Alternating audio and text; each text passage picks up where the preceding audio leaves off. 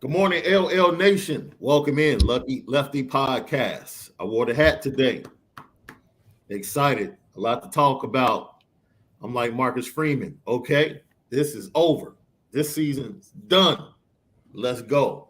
Let's move on and build to this new season and this new college football playoff berth. I'm just going to step out on that limb early in January and put it out there in the atmosphere, In January. I'm going to put it out there in January. We are brought to you and featuring Onora Whisky. Go to OnoraWhisky.com. It's that premium American whiskey. That's right, OnoraWhisky.com. Today, we're going to talk national championship, of course. Some of the comments by Kirby Smart, some of the comments by the players and Nick Saban.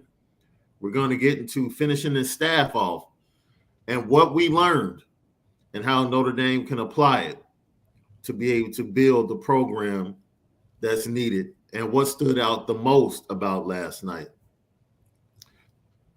33-18, Kirby Smart and the Georgia Bulldogs finally get it done. After never losing to one of his proteges, Nick Saban loses to two of them in the same season. He also loses to a walk-on for the second time in his career. The only other person was Brian Greasy when he was at Michigan State formerly back in 1997. And then on top of that, it was just the way everything went down, man, was just one of those things. I'll tell you this and then I'll let you flow. When Jameson Williams went down, I at that point, I was like, okay, Georgia's going to win this thing, but I don't even know if I'm going to respect it. Like, that's just the way I felt in the moment. I'm like, okay, Mechie and Jameson Williams, like, Georgia's going to win this thing somehow, some way, but how much can I respect it? But you know what? You've been through it. You've been through it, bro. And you know what it's like for these players the day after the national championship game, workouts, spring, workouts, fall camp, and then battling through a season. Yo, that's a lot of work to put in. And when you put in that much work, it really doesn't matter who got hurt. It has no bearing on what you've put into the season. So it was at that point where I said, you know what? A championship is a championship. Injuries are part of the game. Unfortunately, we didn't get to see how things would play out if Jameson Williams had stayed in the game. But Georgia finally slayed the dragon, and they finally got the job done. Finally got the job done. They did it through a lot of things working out in their favor. I mean, we said on the last podcast that it's going to come down to a Georgia defense versus Bryce Young in the last 2 minutes. And just like we saw last night, it came down to Georgia defense and Bryce Young in the last 2 minutes. But that just captures the entire football season right there. Georgia football defense has been dominant. It's been a spectacle to watch all season. And Bryce Young being the Heisman, this was the David versus Goliath in his peak of college football. So in terms of the show itself and for college football fans all around, it was a great game to watch. Yeah. Georgia finally pulled it off.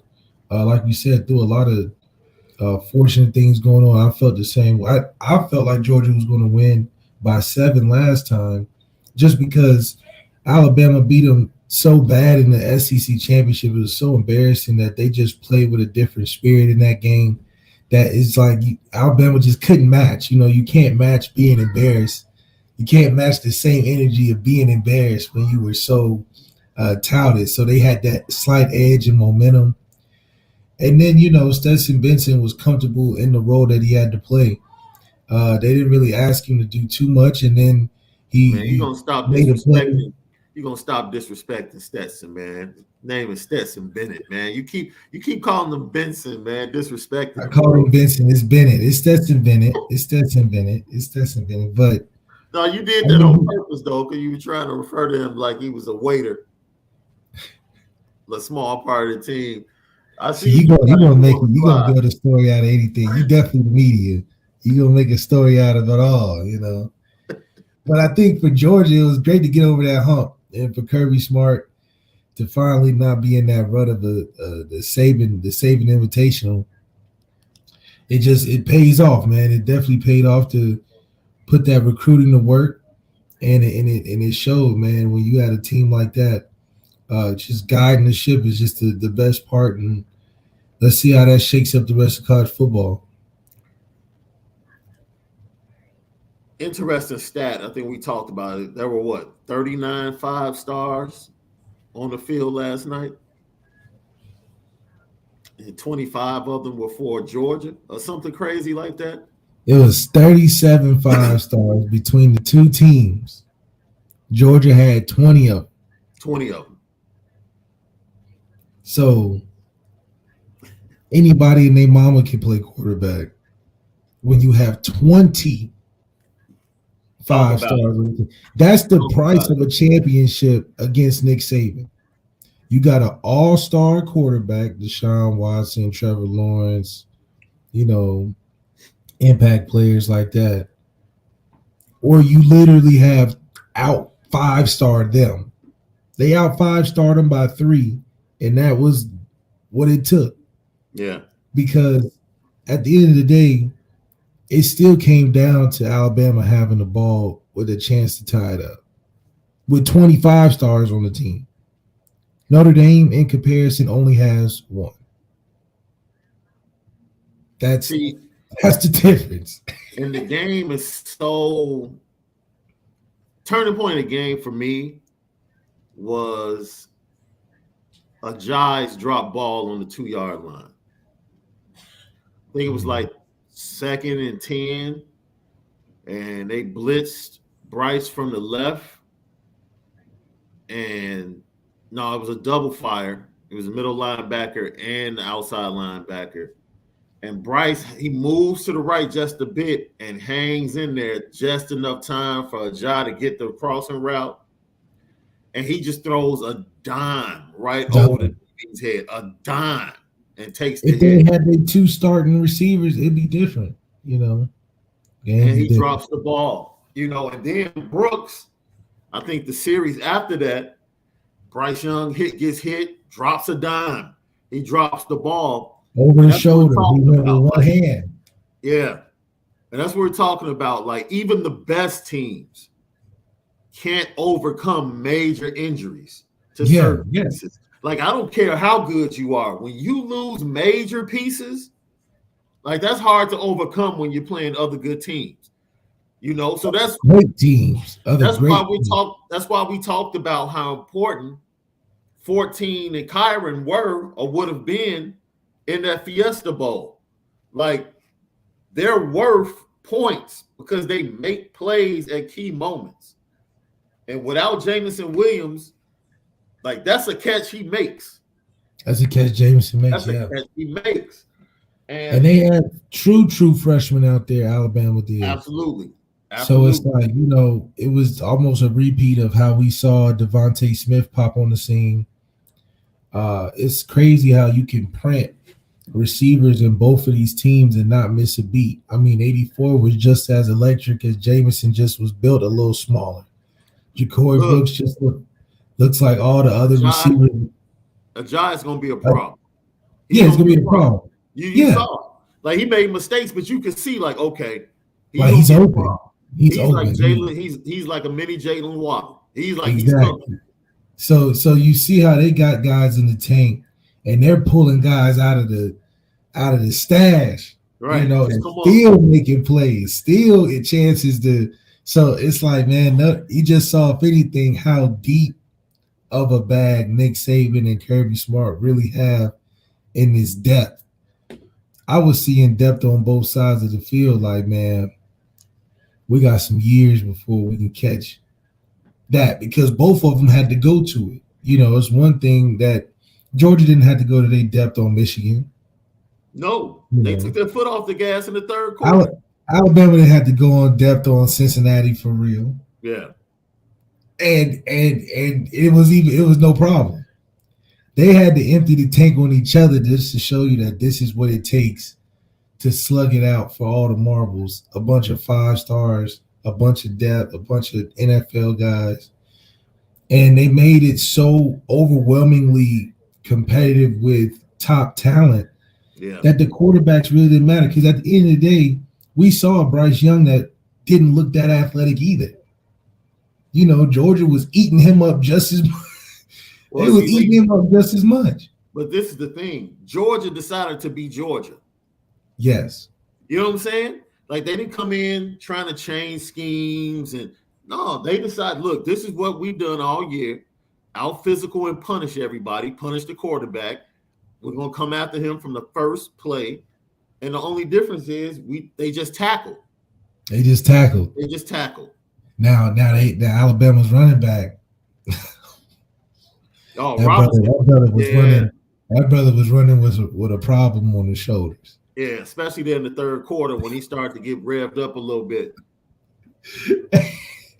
But that's where do they get guys like that from?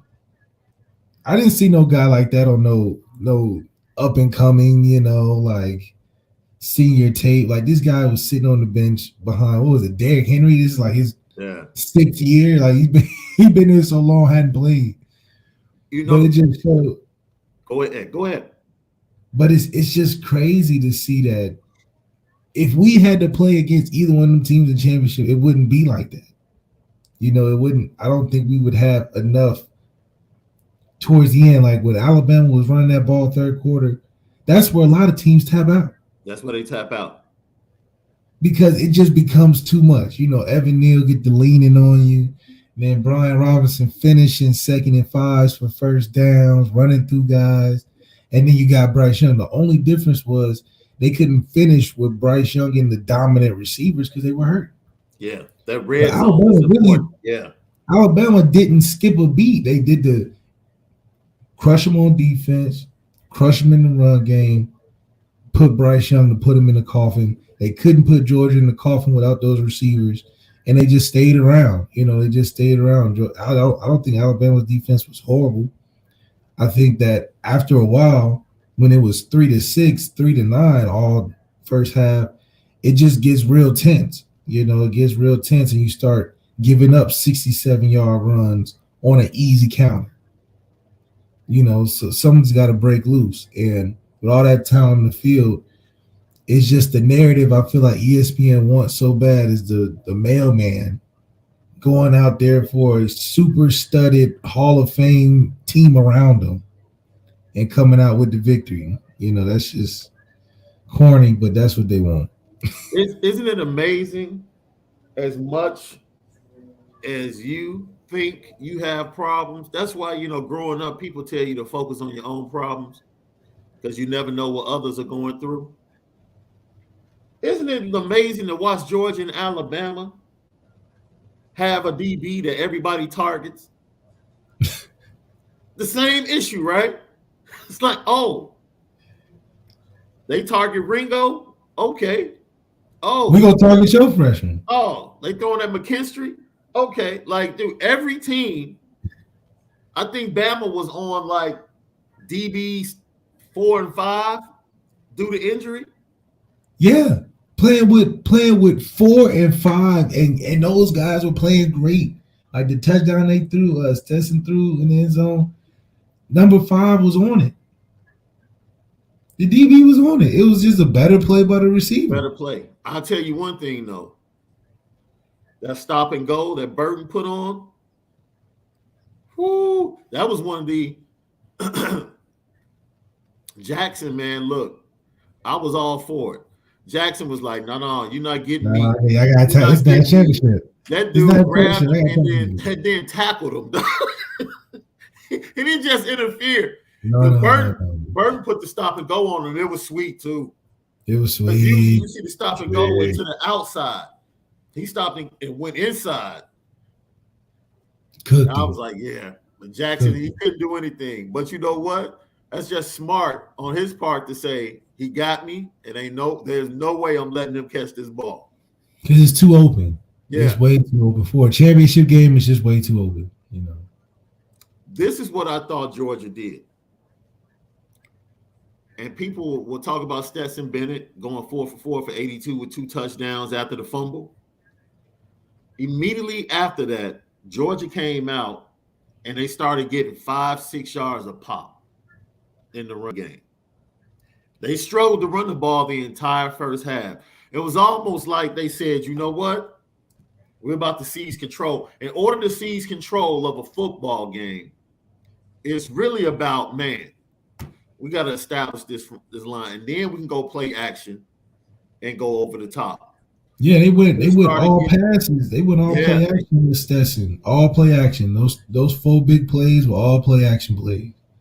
You know, that's because they came out and established 4 or 5 yards a pop, started to get the safeties to come up. And that's how, I don't know where Pickens went. The big pass on the post to Pickens early is because the safety was too busy peeking in the backfield. Yeah. McKinstry was expecting help from the inside. Pickens just ran by him. Georgia never went back to him. Because they didn't have a quarterback to go back to him. They're like, we're not about to lose this. You know, we got one off. Let's eat on that. We don't want to keep trying to relying on our guy, Stetson Bennett, to get us through the game. That's why we only had 4 attempts. But at the same time, too, is that the thing that Alabama does is wear people out with that run game in the third quarter. Georgia has a Hall of Fame defense, so held on long enough to flip, reverse the field, reverse the momentum, start running on them. And you saw Alabama bend a little bit and give way to having to sell out almost to the run, because that once 48 got hurt, right, and that goes back into, you know, it's a part of the game, but when 48 got hurt, that was it. That was it. Now you got Zaire White, another 5-star, who just, I mean, them running backs were running really hard. We don't have no physical running back like that. Both teams played really hard last night. Man, we were seeing tackles. I mean, number 18 on Jordan safety. Yeah. Coming down, coming down. I mean, he wasn't crushing Brian Robinson now. Brian Robinson didn't he? But he was coming, though. Right. He was coming. But, Brian Robinson was throwing kids out of bounds. I mean, you can't match that physicality on any other squad in the country. And you can't treat your program like a CEO and get that type of intensity on the field. No. You can't. You wonder why that type of intensity is paid and bought for. Right. That's why the NFL is like the NFL, because that's paid and bought for intensity. It's not enough team spirit in college football to match that intensity. Right. Because at this point, they all know what they're playing for. This is one of a showcase, you know, for all those kids out there, because they're all 5-stars potentially going to the league. So this is the ultimate game in a sense, when you've bought and paid for the best talent in the world. That's what that looks like. Yeah. No team in the country can match that, because they don't have that level as ceiling of talent. I mean, you got Burton, Pickens, that whole secondary. You got the whole defense. I mean, who's surviving some of those hits by the Alabama DNs on a regular basis? They were popping Bennett ass. This is, man. And Bryce. It's a lot of respect that needs to go to Stetson Bennett and Bryce Young this morning for the hits they took and coming right back. Off the edge. I mean, USC could never hang in there with that. You know, that's why Miami looked so crazy at the very first game of the season, because Alabama came out hitting like that. And it was just like, look. Miami just laid down. Yeah. But it takes a Hall of Fame defense like Georgia to hang in there. It took that type of talent, those type of guys, 5-stars and above, to hang in there long enough to make some plays at the very, very end. Yeah. By some other 5-star guys that's bought and paid for. If Alabama was healthy, everybody would say it would be a different story, because that's how good they are. So you just saw what it takes if you want to do it right now, to win now. how much it costs and how hard you got to go out recruiting to have a chance. Still, I still think it was a chance that Georgia took advantage of to win, but they did it. They pulled it off. But it's that what Georgia has is hard to just copy all over the league because you don't got that much money, and you gotta. Georgia just has the essence behind it. You know, you can't convince people at Cincinnati, for instance, to even build a team like that. Right. Where you gonna pull a Jordan Davis from and get them going to Cincinnati? Ain't no chance unless you got millions of dollars. You know. And then where do you pull his backup Carter from? That's gonna block a field goal and play the entire third quarter, so you can save Jordan Davis for the fourth quarter. The entire third quarter. So you want to know I how think far Fausti Notre Dame has to go? Fausti will have a hard time starting on either side of that football last night. No. I think Fausti will start coming off the edge for both teams. For both teams. But this is the crazy thing, right? Yo, I'm watching the game, and I see a true freshman for Alabama. Like, that's what I'm talking about. Just wrecking.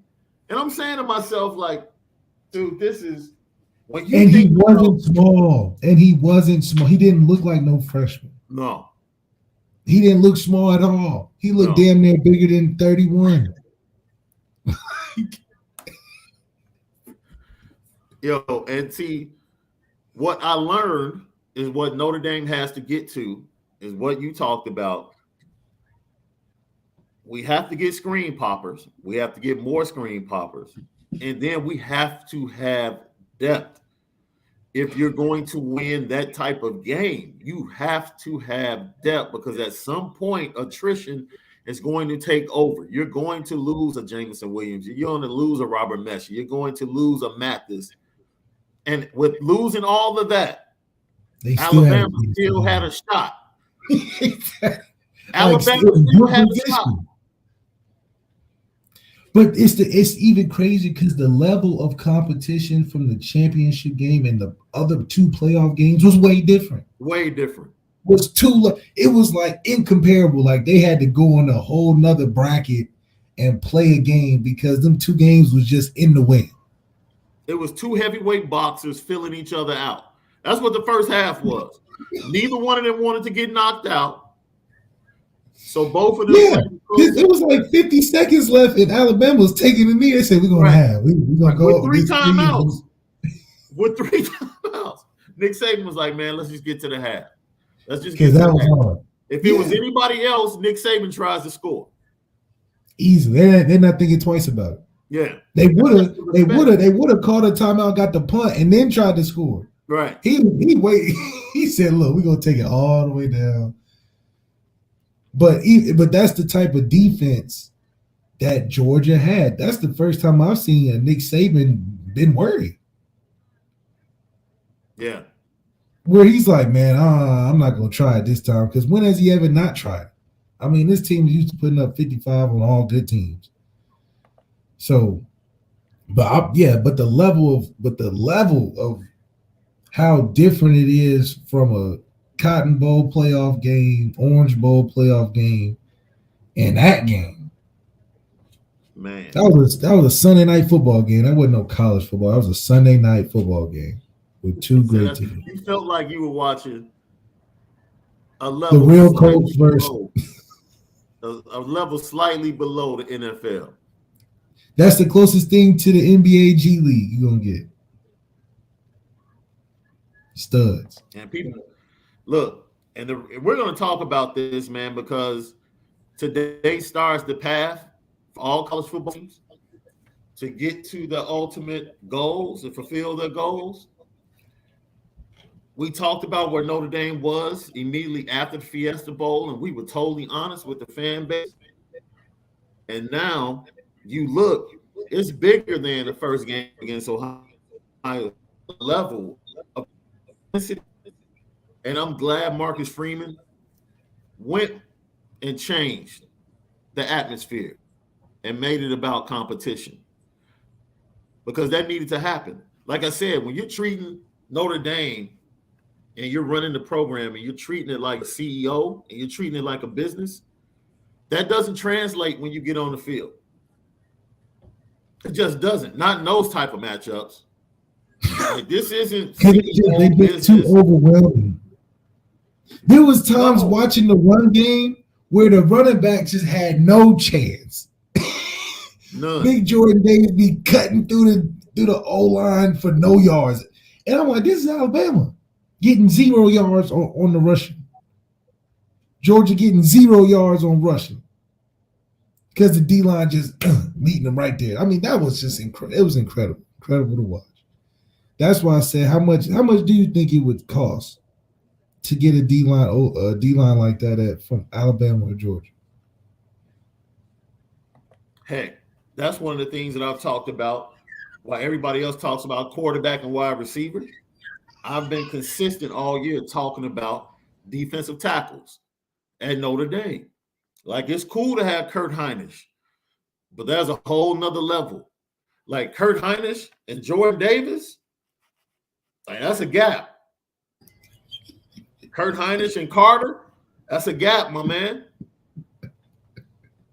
And we appreciate Kurt Hinish, but man, look, if you want to get to a level to be able to compete with Alabama up front when they try to push you around and bully you and get you to lay down, if you don't have the horses, man, there's nothing you can do. When Alabama decided we're about to run the ball down their throats and establish our will on this game, if that was Kurt Hinish in there for Georgia,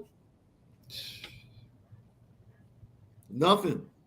That was, what are you going to do? Because Georgia was having a hard time for a second. Absolutely. Absolutely. And that's another thing at that level of competition.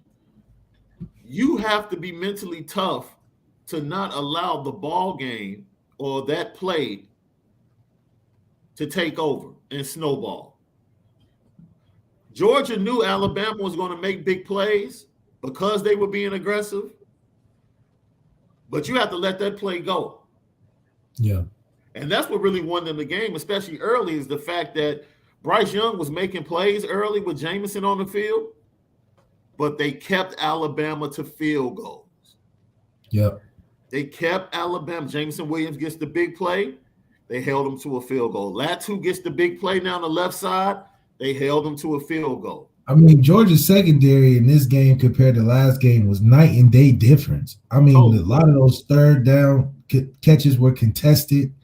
A lot of them were challenged. I mean, Bryce was getting hit. Even on the good passes Bryce had, he was getting hit, knocked over, hurried. So it wasn't like a clean pocket, which credit to Bryce. I mean, he stood in there at his size and was taking some shots and still being accurate. I mean, the corner he had to the tight end was deadly accurate. He took a shot on that, put him in position to go up in the game. Pass he had to number 11 in the end zone.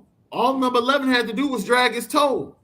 That's all he had to do. It was a dime. If he just drags his toe, it's a touchdown. But he's a freshman. Yeah, he wouldn't even be in this situation if it wasn't for injury. So, it's a part of the game, and it just takes all of that for Alabama to lose. I just want people to know that. And I give credit to, we said, watch the young receivers of Alabama, because they're going to be a part of this game, and we want to see if they can make an impact and really see, their development and whether or not Holman is somebody that you really want at Notre Dame. And you can tell that they're dangerous. But once again, man, they're just not Robert Mechie and Jameson Williams. They're just not. Now, I do blame some of that on Bill O'Brien. Yeah. Not having that great of play calls. What was it about Bill? Because I think Todd Munchkin had a horrible game as well. Because, man, look, it's 3rd and 7, and you got Brock Bowers running protection on a rollout on 3rd and 7. That he was awful. He was awful until his back was against the wall in the 4th quarter. Awful. Yeah, it was a battle of awful offensive coordinators because realistically, they definitely could have put up more points, both teams in the first half. Like Steve Sarkisian and what he called for Bama against Clemson, where they was just masterful with Devontae Smith and all the abilities he had, being able to catch the ball and move the offense. I mean, that was him and Mac Jones was in sync. Bryce Young, I mean, you're throwing 4 verticals, 3 plays in a row on the last possession. It just didn't look like it was a lot of creativity involved in that crucial part of the game, which is how you're identified as an offensive coordinator in those moments. And Bill O'Brien has never been one to really have the greatest play calls when it mattered. And it just showed tonight. I mean, being able to put up 14 for an Alabama team, even though it was against a great defense, that's not even Alabama like in general. Usually you got to get to like 35, 40 to even beat an Alabama team, which Georgia got to 33. But Alabama, that's because Alabama scoring 30, 40 points. For them to score 14 just shows that, yeah, Georgia's defense was tough, but some of them calls in the red zone, I thought they threw too many screens in the first half, and it just ran out. I think he subconsciously got in his head that, man, these receivers are young, so I have to probably scale it back a little bit. But those receivers aren't just young; those are young, talented receivers too. And like we said, 84 is going to be a problem in the future. 11's going to be good in the future. I mean, these are babies, and they were out there playing national championships. So just imagine next year, the year after.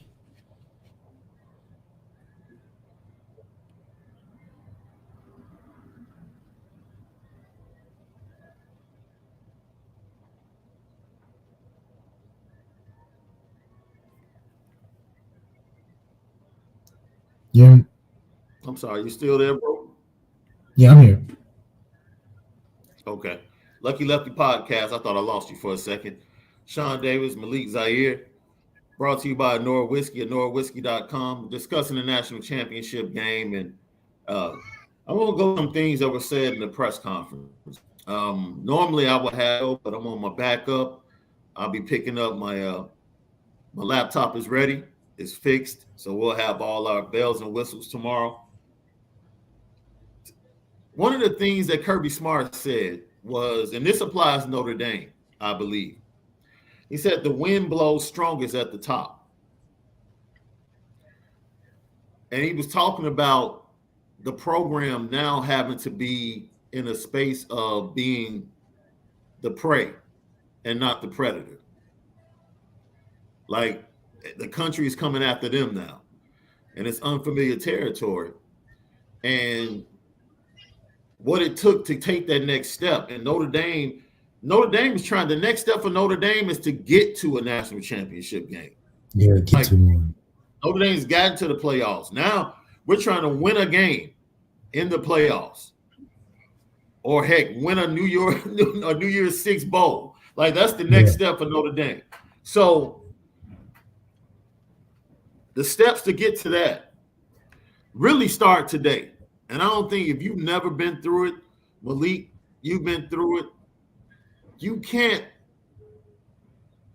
undersell how important it is when Matt Bayless is talking to the kids today saying, yo, what you do today is going to show up in January in the bowl game. Like, you can't undersell that. It's important. Kirby Smart said this wasn't his most talented team. I thought that was like, I was like, yo, this is a pretty good team you got, dude. You got 25 stars. He feels like the Nick Chubb, Sony Michel team was actually his best, his most talented team. And he was just saying it's not always the most talented team in your program that wins the championship. Normally it's the most special team. And that's two totally different things. Because he feels like there's never been a team that he's had that's been as mentally tough and as together as this team. But from a talent standpoint, he's had more talented teams.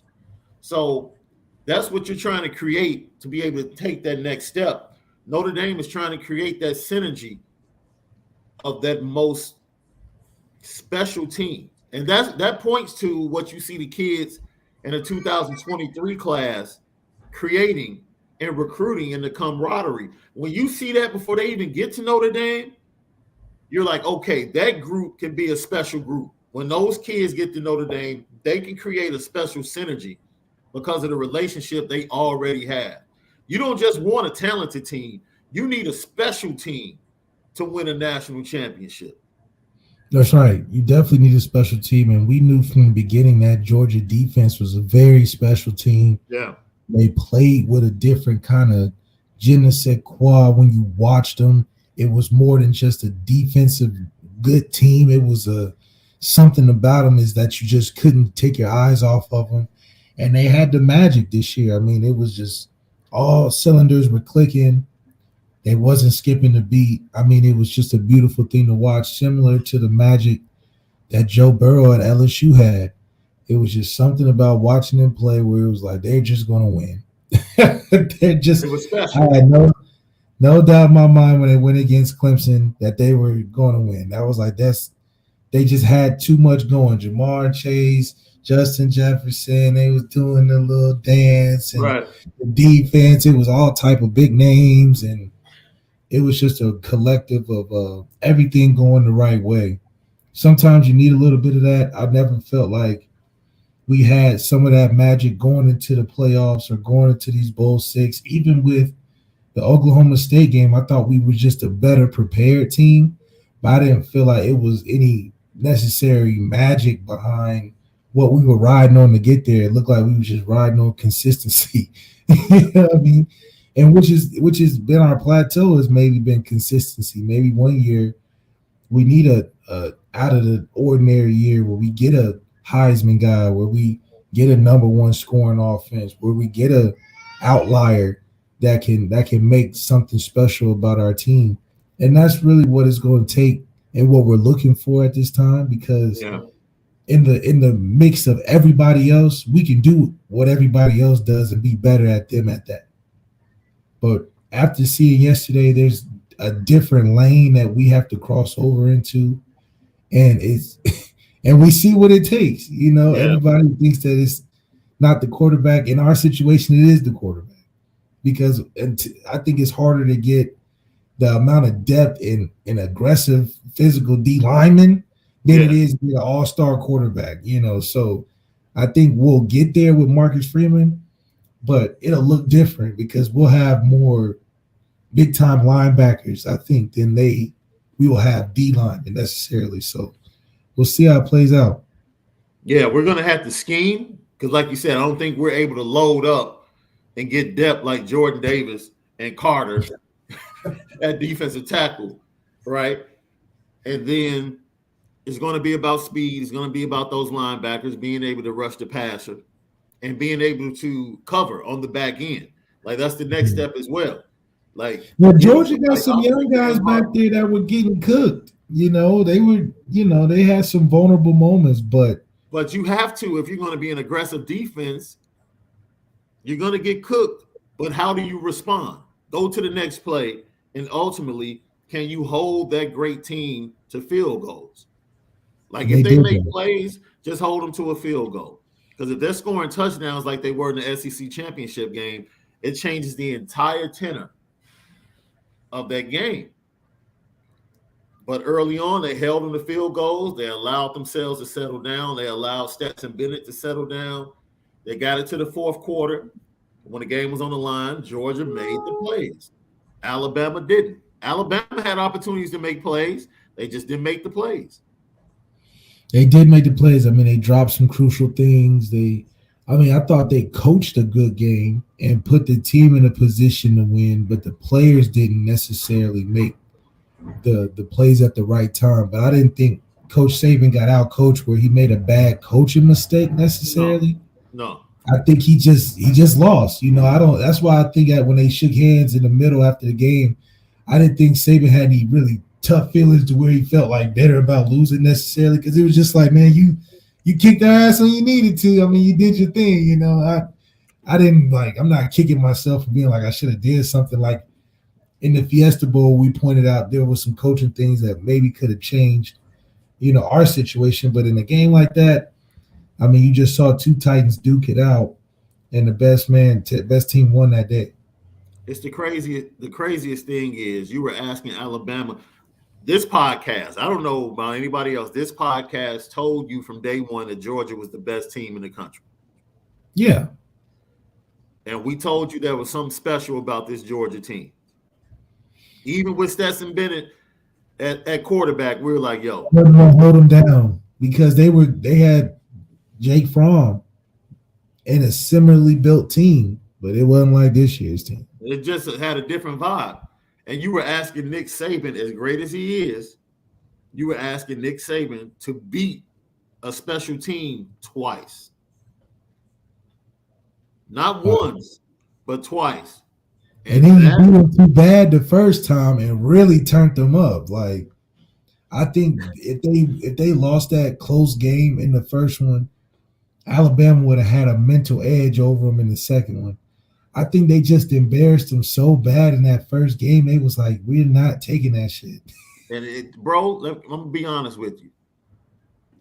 That game was really about if you ever wanted to watch a game where it was literally about the players on the field, there was no scheme. There was no scheme.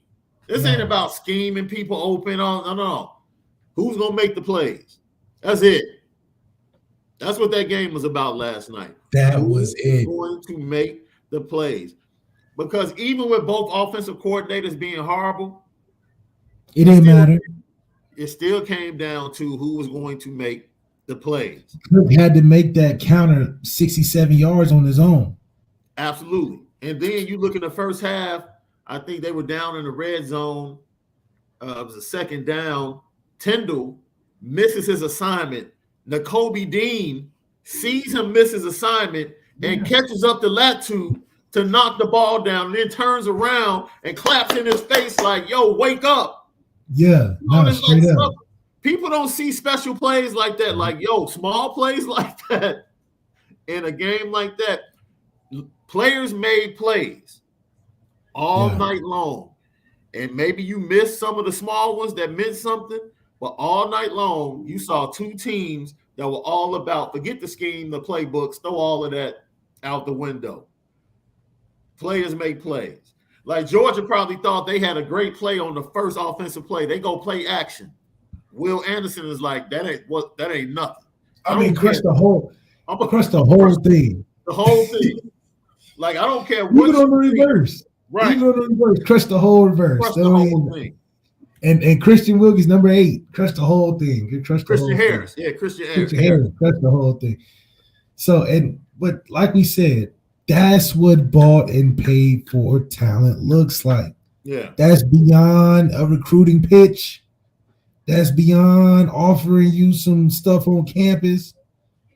That is hard-earned money. Facts. Put into a great investment. That's it. That's the secret. That's why Nick Saban said, okay, y'all better fix these rules. Yeah. Because I just lost to Georgia now, and I'm about to take their strategy. I'm about to just start buying people. Yeah. Yeah. And y'all can't do nothing about it. Right. And it's finna be more unfair. He put the world on notice. He put college football on notice. I got Gavin right. If Stetson can get it done, I ain't trying to hear no Tyler Buckner, not this, that, or the other. Tyler definitely better than Stetson. I ain't even trying to hear no debate on that in no type of way. I mean, you put 25 stars around Tyler Buckner, I believe he can win a national championship too. Straight up, I believe, Gavin, you could win one with 25 stars behind you. Think about it. We know Tyler Buckner's better. Stetson Bennett's what, 5'9", they said? Yeah. 5 man, yeah. He's like 5'9", 1. He's literally the mailman. He's the guy that delivered your mail today. That's the size of the quarterback that won that championship. So if you put 25 stars around that kid or your mailman that delivers your mail today, you can make something happen. Yeah. Because who else is catching that post like Pickens in the country? Name one. Okay. You can't name a guy catching that post like Pickens in the country. So come on, I'm not trying to hear it. David Jones. Yep, you don't need the greatest quarterback in the country. You need to be a quarterback that can effectively and accurately get the ball to your playmakers. That's what Georgia did last night. I think people are like overlooking, like, yo, there's too much being made of Stetson Bennett. Prisoner of the moment.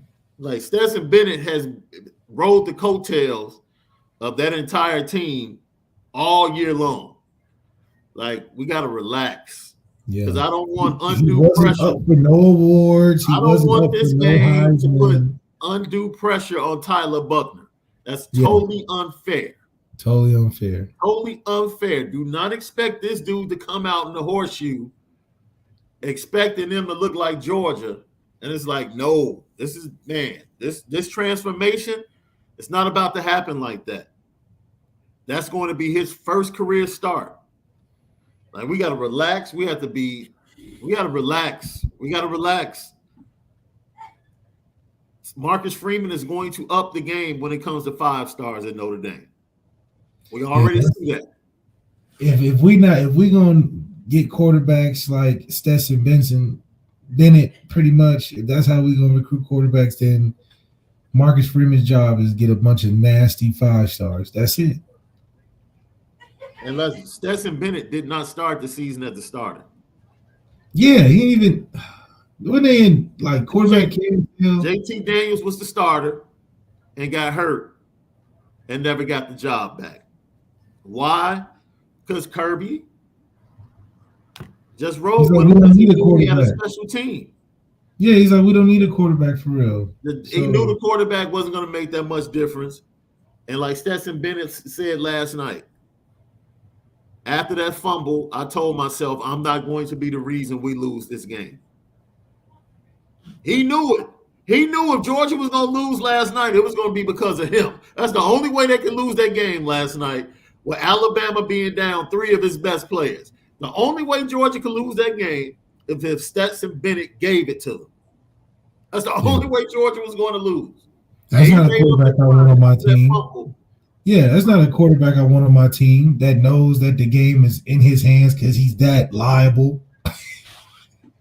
Like, all of a sudden, you look at the rest of the quarterbacks that won national championships, and just because not one of them said no shit like that before. Now it's not like, we can go win a quarterback with anybody. No, that's not how that works, man. That's not how that works.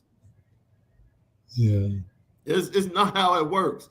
And then you put undue pressure on Tyler Buckner. Like, okay, we can win a we can win a title, forgetting the fact that what's around Tyler Buckner. Did we ever think about that? Like, it's not the Georgia doesn't have a Braden Lindsey. Georgia doesn't have. Wait a minute. What are you trying to say there? I want to get clear. Well, Georgia doesn't have a speed guy necessarily. They just got talented receivers. Like we have utility guys like Braden Lindsey's our post guy, go deep guy. George Pickens is an all-around deep threat. Yeah. Jermaine Burton can do it all for you. You know what I mean? So we have more specialized talent. Like, we have Kevin Austin is only doing 1 or 2 things. Avery Davis only doing 1 or 2 things. But Georgia got George Pickens. Yeah. And he can do it all. So I got David Jones. Also, with Holman Wiggins being one of the leading candidates for Notre Dame wide receiver coach, what are your thoughts about how Bama's wide receivers played last night?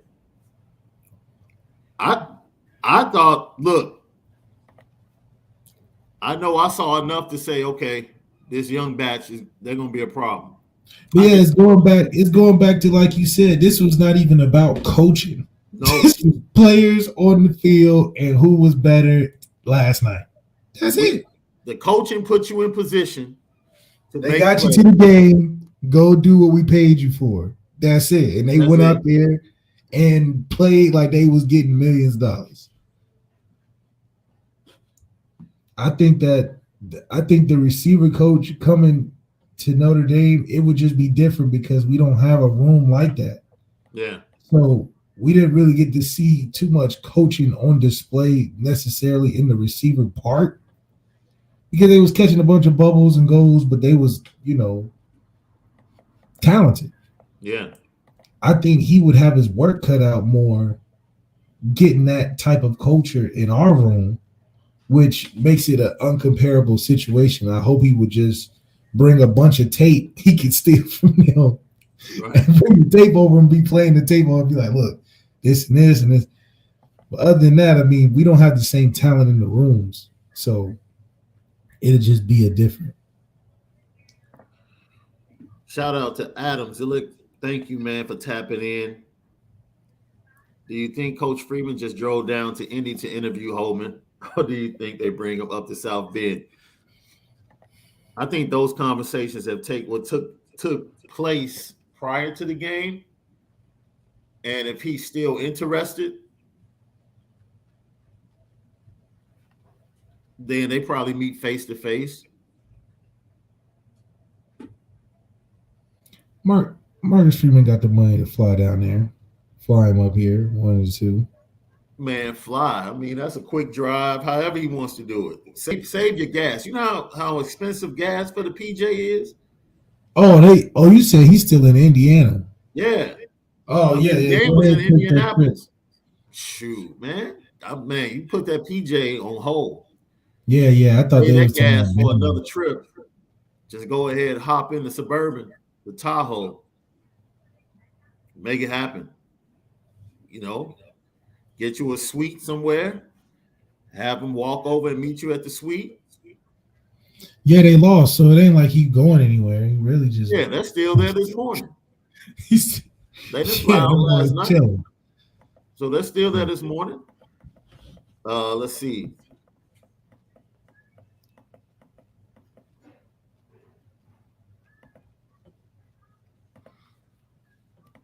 I know we had a couple of. Juan said, thanks, Juan, for tapping in. 5-star players are irrelevant. What you really need is top 100 players. Well, most 5-star players are top 100 players. They're the top of the top 100 players. Yeah, I've never seen a 5-star that's like 200th in the country. I haven't. No. Indy has just. And he's saying that the quantity needs to be within the top 100. See, first of all, can we explain this again? I don't care how many NFL players Notre Dame has. They don't have the same amount of first-round talent as Georgia and Alabama. Let's stop this. Yes, we know Notre Dame is like 4th or 5th in producing NFL players. They're going to have to draft more than just the 2 people on both teams. Absolutely. When it comes to producing elite first-round talent, Notre Dame there's a tremendous gap between them, Alabama, and Georgia. Let's stop. Yes. Let's stop minimizing how important it is to have talent on the roster. Yeah, not league players that develop and have great careers. And, we're talking about coming out of the stable into the league. What are we talking about? Can you imagine if Clarence Lewis had gotten hurt in the Fiesta Bowl? Now, if we had nobody that could go in for Clarence Lewis in the Fiesta Bowl, if he gets hurt, who are we putting where's in? Your depth? Who are we putting in? Where's your depth?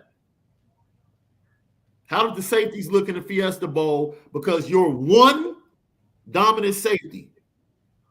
We looked at 2 teams last night that had safeties running around the field 2 deep all night long. Alabama played 3 more games and had more people healthy than we did, getting ready for a bowl game in January 6th.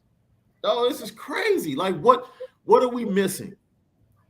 Like, Notre Dame is a team that if you take away the 2 playmakers that they have, you see what happened.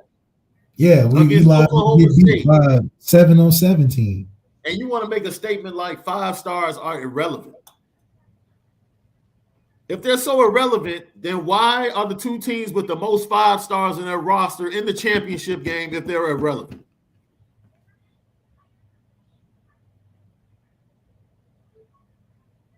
You gotta get Why they're real. relevant? We gotta get real, family. Come on, we gotta get. I mean, we have to be honest because we keep trying to look at this game and say, "Oh, okay, Notre Dame can do this." No, Notre Dame needs to go and get elite 5-star players and elite 4 stars, and up the game of the roster and improve the depth. That's It what they has need to to. do. Like we can no longer be taking. Look, we seen what it takes, We see and what at it the end takes. of the We just day, refuse. Last night, fans were all over social media. Well, if you're taking fencing classes and knitting classes, you can be in the weight room oh all yeah, day. I saw all of that too. I saw all of that too. Yeah, no, no, let's not do that. Last I checked, Kavari Russell sat out over a scandal for having his work done at Oh, Notre Dame. see, So, like, we want to act like everybody else is dirty and has scandals, but we forget about the things in our own backyard.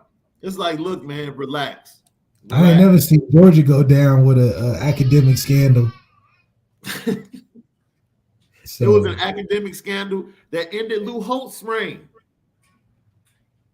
with players going on trips with somebody in the administration. We forget about that big scandal. That's what really started to end Lou Holtz's reign because the administration turned on him.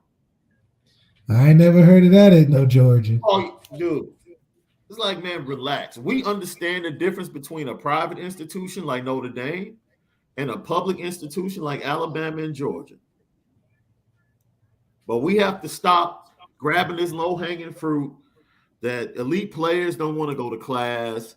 They don't want to come to Notre Dame, all that stuff. It's plenty of smart kids that will do their work and put in the work on the field and off the field and be good fits at Notre Dame. But even more real than that, even if they aren't, so what? So what? You not responsible for their grades or their career after. But if they can get in and help the team that you cheering for, that benefit is going to stick with them enough, just like a degree would, just like some grades would. But you'll have some more championships and what? So I don't know why people care so much about how smart the kids are, because at the end of the day, Notre Dame don't even let valedictorians in anyway. So smart kids can't get in, dumb kids can't get in. So both ways don't work. So even the smartest of the smart can't get in, and you already think that dumb kids can't get in. So and don't be this. I saw a clip of I forget his first name, but the Valenti show up in Detroit, right? And this Michigan fan calls in after the Georgia game and starts talking about, it's cool because we have a 27% acceptance rate. Started talking about how great of an academic institution Michigan was. And, if this is what it is, then, I'm not sacrificing who the university is for a win on the field. And Valenti went ham and was like, dude, this is why you'll continue to suck. And I totally agree. Like, as a fan base, it's cool to love who you are as a university academically.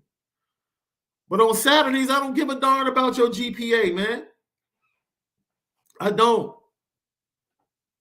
And on Saturdays, there's no reason a MAC school should be coming in giving us a fourth quarter game. We don't forget. That's the next step, bro. Forget the national championship and beating Alabama and Georgia. Can we bang up on the MAC when they walk into Notre Dame Stadium consistently? That's what I want to see next. That's all I want to see next. Can we get a team that can embarrass the MAC teams that walk into Notre Dame Stadium and stop making it a second half game? You want to talk about the next step in the program? That's the next step. You're on mute, bro. I think you're on mute. Because Georgia and Alabama would never, ever, ever be close with the MAC. Never, ever. No. Not at home. Not at home. Like, that's the next step. Right there. Banging teams that you're supposed to bang. Getting them out of the way early. Getting your second team some reps so they can be prepared for tough games down the road.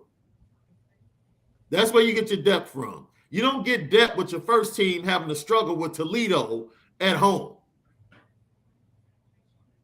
So we're That's sitting here talking about Tyler Buckner can win a championship. How about taking the next step of being a dominant team against lesser teams? Can we take that step? Can we solve that? That's the step. That's the step we need. Can we solve that? That's the next step that we need to solve. After that, we'll get to Ohio State, all those other teams when the time comes. I need, dude, Brigham Young, we faced BYU. Virginia put up almost 50 points on them. I don't want a close game with BYU. Well, they're a good team. They're not on the same level as Notre Dame. They're not. No. Yeah, we got to stop giving that they're a good team additive. No. Not where we trying to go. That is the next step. Lee Marie says she's down there in Georgia, bro. You sound petty about Bennett. What matters here is that his team loves him. He's an example of want to, will do, and can do. His team wouldn't love him. First of all, if his team loved him so much, he should have started in the very beginning. They should have been vying for him to start. They should have been like, yeah, like Bennett, he's the guy. JT, we never should have had him, whatever. Second of all, they wouldn't have loved him if they lost that game. You think they loved him after that SEC game? You think they was rallying around him or they was like, okay, we're going to stick by you because you're our teammate, but you won't notice. You won't notice. You heard what he said in the interview.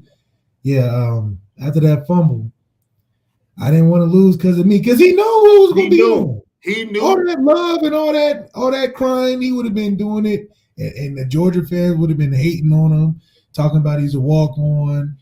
So yeah, he's spoiled to the victor because he won. So we could woulda, coulda it all day, but we all know how much his value would have been if they lost that game. So whatever. Alex B is also crazy. Kirby Smart recruits 5 stars at literally every position, and almost let a walk-on quarterback be the reason they lost. Stetson was definitely pooping himself in the first. Man, it was so bad. And I was running the game in the studio here locally, and people don't know, like halfway through the third quarter, because I wasn't listening to the TV feed, JT Daniels was warming up. Yeah. They were trying to take his. Yeah, come on now. Like JT Daniels was warming up. Like Kirby. This is why I hate Kirby these almost narratives. pulled the trigger. He almost. This is why I hate these narratives that ESPN be sensationalizing for our fans. It's because they dream up these Drew Pine narratives that he's gonna come out of the shadows under the bus of the depth chart and rally us against a historic defensive team. Stop it. No, it's not possible. What you saw last night is closer to a mirage than it is realistic. I'm not counting on no skill level of a Stetson, Bennett, Benson, Benoit to lead our team to a national championship. Stop it. Man. If you're not hitting the Bryce Young talent portal, if we're not getting that level, we're not winning it, because we are not recruiting those type of D lines at Notre Dame. It's just not. It's more possible for a quarterback than it is for that. So let's stop it. We saw what happened 2012 when we tried to build an Alabama D line. Alabama showed us what it was like. We tried to go big like Alabama and Georgia 2012. And was junior varsity to it when we saw the real thing. So that's not our game. It's not. I think the right guard, Alabama was targeting the right guard all night. With the slants and the stunts. I don't know what made Todd Munchkin think it was a good idea in the first half to try and protect Stetson Bennett with a pulling guard against Will Anderson. You got this dude and you trying to pull a guard out to block him? He was whiffing. So you know what Georgia did? Only because Notre Dame doesn't have the depth to do this. Georgia took Sawyer, their starting left tackle, moved him to right guard, and brought in a redshirt freshman at left tackle. That's the depth that Georgia had. They said, you know what? This dude is stinking. They identified something that Notre Dame should have done all year with 62. They should In-game adjustments. Like, they took their best offensive lineman and kicked him inside so that they could get the next best offensive lineman, which played the same position, at left tackle. Mid-game. And away they went. And all of a sudden, they start running for 4 or 5 yards a pop. Dude, Notre Dame doesn't have the depth to do that. And that's something Harry Heastand's going to have to do. He's going to have to build that depth back up to whereas you have a Ronnie Stanley who's red-shirted. You have a Quentin Nelson that's red-shirted. And if something happens, you can move them up. Yeah. That's what Notre Dame has to get back to. It's not just about making the current players and the youngsters better. It's about recruiting the depth behind them. So that if necessary changes need to be made. Teams are masterful. And this wasn't like made after watching film in between games. This was like second half, like, oh no, we are not, this dude can't play tonight. This ain't a game for him. And yanks him. Like this, they don't care nothing about that because they won. I'm not trying to hurt your feelings, man, but this game ain't for you. Ain't for you. And that's a game where the cream rises to the top. You can't be out there. 62 wouldn't have made it past the first half. Man. We would have had to. Can you imagine Kane Madden playing against Mathis last night? It was about players, and if you wasn't one of the best players in the country, you couldn't hang. It was like playing on the big boy court. You couldn't even. We can't even pass the ball to you. You gotta wait till the next run or something. That's what it was like. Man.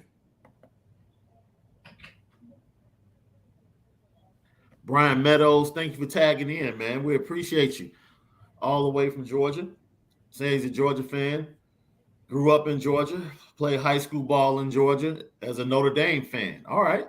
So I love my dogs too. I'll take the natty anytime. Now is Notre Dame's time to go. Go Irish. Go Dogs. That's what's up. We appreciate you, Brian.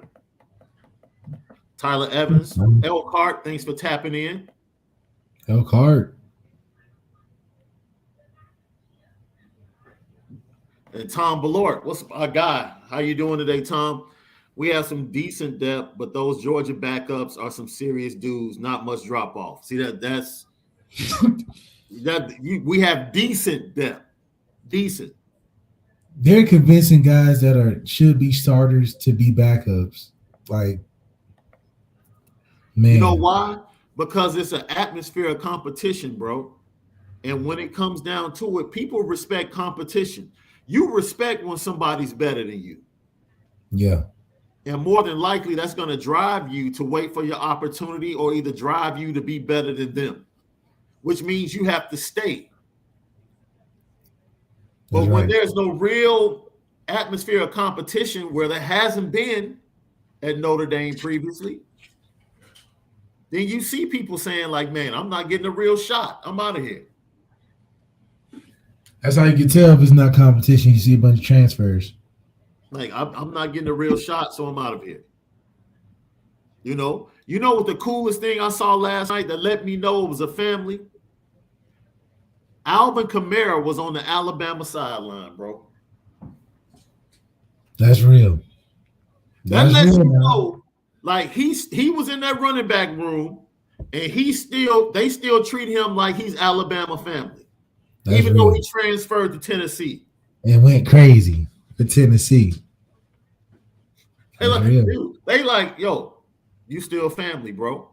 We get it. The running back room was. You had to do what you had to do. On the sidelines during the game. We could never get on the sideline during the game. You crazy? Right. They kept us like we was fans. If you was an Really? old player, you couldn't get on no sideline like that. I was thinking No, about that. Like, if that was Notre Dame, would you see the same amount no, of hell no, hell no. They got Quavo out there throwing the pickings in the warm ups. You know what I mean? Just right? crazy. They got Alvin Kamara standing right next to the chain gang during the game. How you were the first down? It's like you supposed to be backing up. Like you And ain't Notre supposed to Dame, Notre Dame would have what, Hannah Storm throwing to somebody on the field before Man, the game or something Notre like that. Dame, how you by the field goal getting hit by the footballs at the field goal net, because you were so out the way, you got to back up. Oh man, It's crazy. Treat Marcus Freeman, man. Treat the players right, man. Let the players sit, right on the sideline like they used to, man. Michael Johnson, I'm mad because I'm behind. He said that team beat us by 6. I don't know. I guess I think he's referring to Georgia, but that's not the same team. See, once again, you're looking at the talent, and we're looking at like teams. It's not about talent. What you saw last night was a special Georgia team. That defense, I don't know if Notre Dame puts up 6 points on that Georgia defense. I'm talking about Jack Cohn. We don't have enough attitude. That's a different beast. You think Jack Cohn surviving a game taking all those shots? Come on. You do. Come on. Will Anderson and number 15.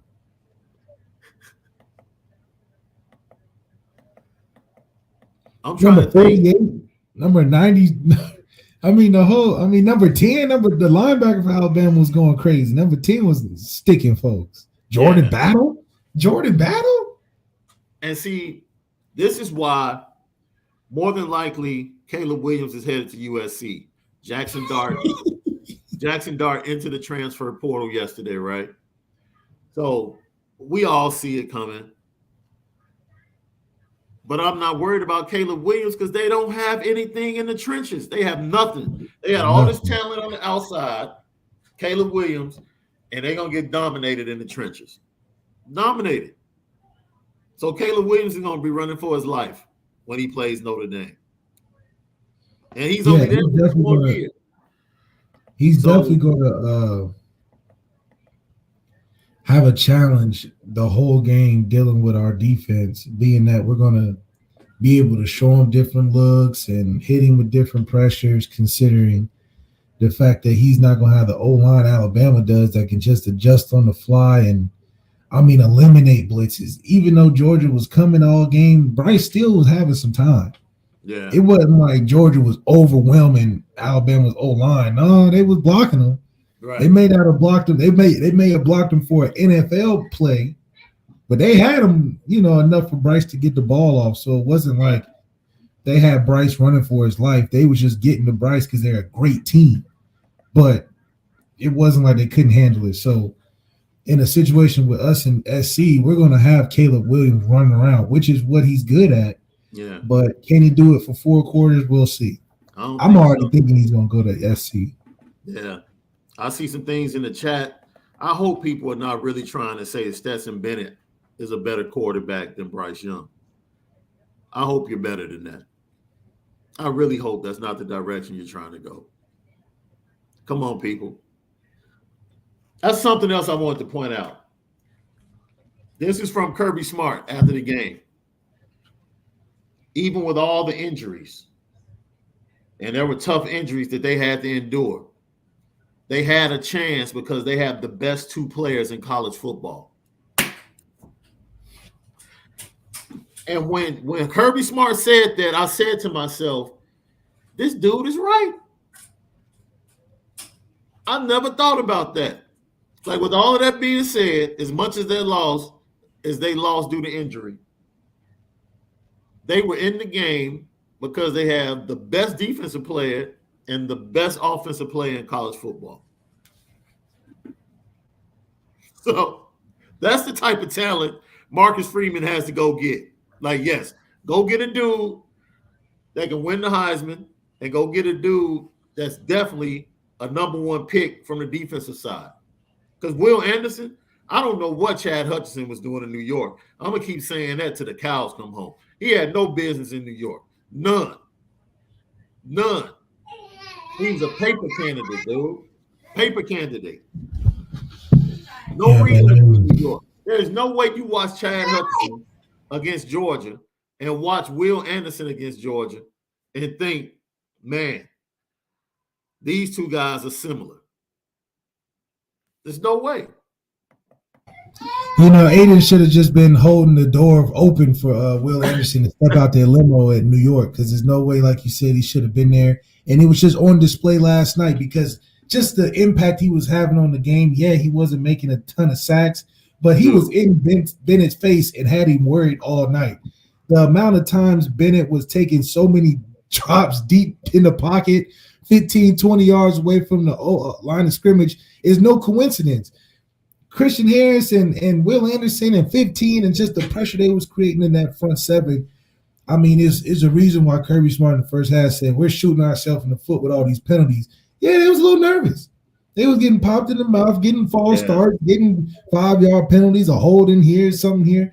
So they was fighting, getting over that. We're playing the beast in the championship. And then the second half, they got over it and proved to be victors. Yeah. I got ND for life. Thank you for tapping in. Good morning, LL Nation. How would our O-line stack up to Georgia's D-line? Those are some big dudes. Thank you. Greatest channel on YouTube by far. We appreciate you for that, man, so much. We're not ready. I think our O-line will hang in there. We don't have the trigger man to support that O-line hanging in there, but we'll hold up against most teams. No. You're just looking at talent. You're just looking at talent, bro. This is year after year of best on best, iron sharpening iron, bro. It's going to take a year or two. You got to by the time Blake Fisher and Joe Alt get to their junior year and they've gone up against the number ones and they've gone up against recruits like Jalen Sneed and Keon Keeley on a daily basis, making them better. Evan Neal has faced Will Anderson in practice for 2 years, my dude. Yeah, 2 years. NFL he's gonna be good in the NFL. He's straight. He's played against the best defensive player for 2 years. That's what Notre Dame has. That's why depth is so important and why it shows up on Saturdays. Because every day your best players make each other better. From a talent standpoint, yeah, we're good. But that talent has to be refined and crafted and molded. And the best way to do that is by competition. And we're going to have to wait for that to take hold on these guys. Maybe by the end of the year, they'll be straight. You kick Josh Lugg inside, you're going to have depth this year. That's one thing we can say. We're going to have depth. We got Shrouf coming in. Lugg goes inside. Fisher on the right side. All on the left. Christopher. See, you're giving me the perfect reason why we can hold up. Now, I'm not saying we're going to kick their ass. Listen to me. Jared Patterson has been going up against Kurt Hinish for 3 years, bro. Do you understand how eye-opening that first series against Jordan Davis is going to be? Do you understand how that first snap is going to be when he has to push that big dude and he's like, you know what? This is a different beast than Kurt Hinish. It's a I'm not hearing that because we blocked Aaron Donald. Dude, stop. We had Aaron Donald. Stop. Bro, Aaron Donald is still like Aaron Donald was at like 285 at Pitt. This man, I didn't say this kid, this man is 350. Yeah, that's a big dude. Kurt Hinish is like 290. Baby. Nah, bro. You have to be able to see that every day to be able to deal with it. Yeah, that's a lot to deal with. That's a lot to deal with, man. And so when you increase the talent in the program, that's why I say you have to get big-time defensive tackles. in this program. You have to, man. It's Just cool as to a- have a linebackers in the speed on the back end, a defensive back and safety, rover, all of that. That's cool. At the end of the day, the trenches, you got to have some horses, man, right? Because Michigan won the best they were the best O-line. They won that award, right? But we're not gonna be that type of. We had three down lineman defense. So now this is my point though. They won the Joe Moore Award, which is the best. I think they won it, which is the best O-line in college football. yeah. But all they have been facing was their defensive line and Big Ten defensive lines. And the first series, after they tried to block Georgia, they came to the sideline and told their coaches, like, no, this is something different. Like all that scheme and leverage y'all been teaching us, all of that sounds good. These are some monsters on the other side. Like you have to have something else, another well or another reserve you can go to that's only built up by competition and going up against those type of dudes every day. That's the only way you can get it. That's the only way you can get it, man. So, man, as we improve the recruiting, yeah, the O-line should be good. But, man. We'll see what happens. Yeah. Hey, this is funny. Juan, yo, it's the day after your birthday. So I hope you're sober. I hope you're good. I don't know what you're saying right here. Saying, yes, sir, Malik. Look at what VTech did with Mike Vick. He was a one-man show and almost won the chip all by himself. First of all, I hope you're not trying to compare Michael Vick to Stetson Bennett. I don't think you are. No, that's not the right comparison. I hope you're not trying to compare Tyler Buckner to Stetson Bennett. No. He's not that dude. Like, and I don't see a Michael Vick in the 2023 recruiting class for quarterback. So as much as I love the kids at that position, I do. That's a generation one-of-one. Notre Dame with a Mike Vick is a different team now. Real man, he's my favorite player, man. See, this is why, Real Sports Talk with Alex felt like Bryce Young didn't want to be there. He looked awkward every time he goes down or misses a play, kind of overreacted for a Heisman. What are we talking about? What are we talking about? How do you either you put the stats up or you don't? How do you overreact for a Heisman? I think I told you, like, in the beginning of the show, I was just saying that I didn't think Bryce was ever that athletic, to begin with. No, you said that recently a lot. So it's like from an opportunity to get away from, people like Georgia. He's like Ian Book ran against Clemson last year or 2 years ago. It's just, I wasn't expecting that aspect to be shown by Bryce because I know he didn't really have that. Not like a Caleb Williams would.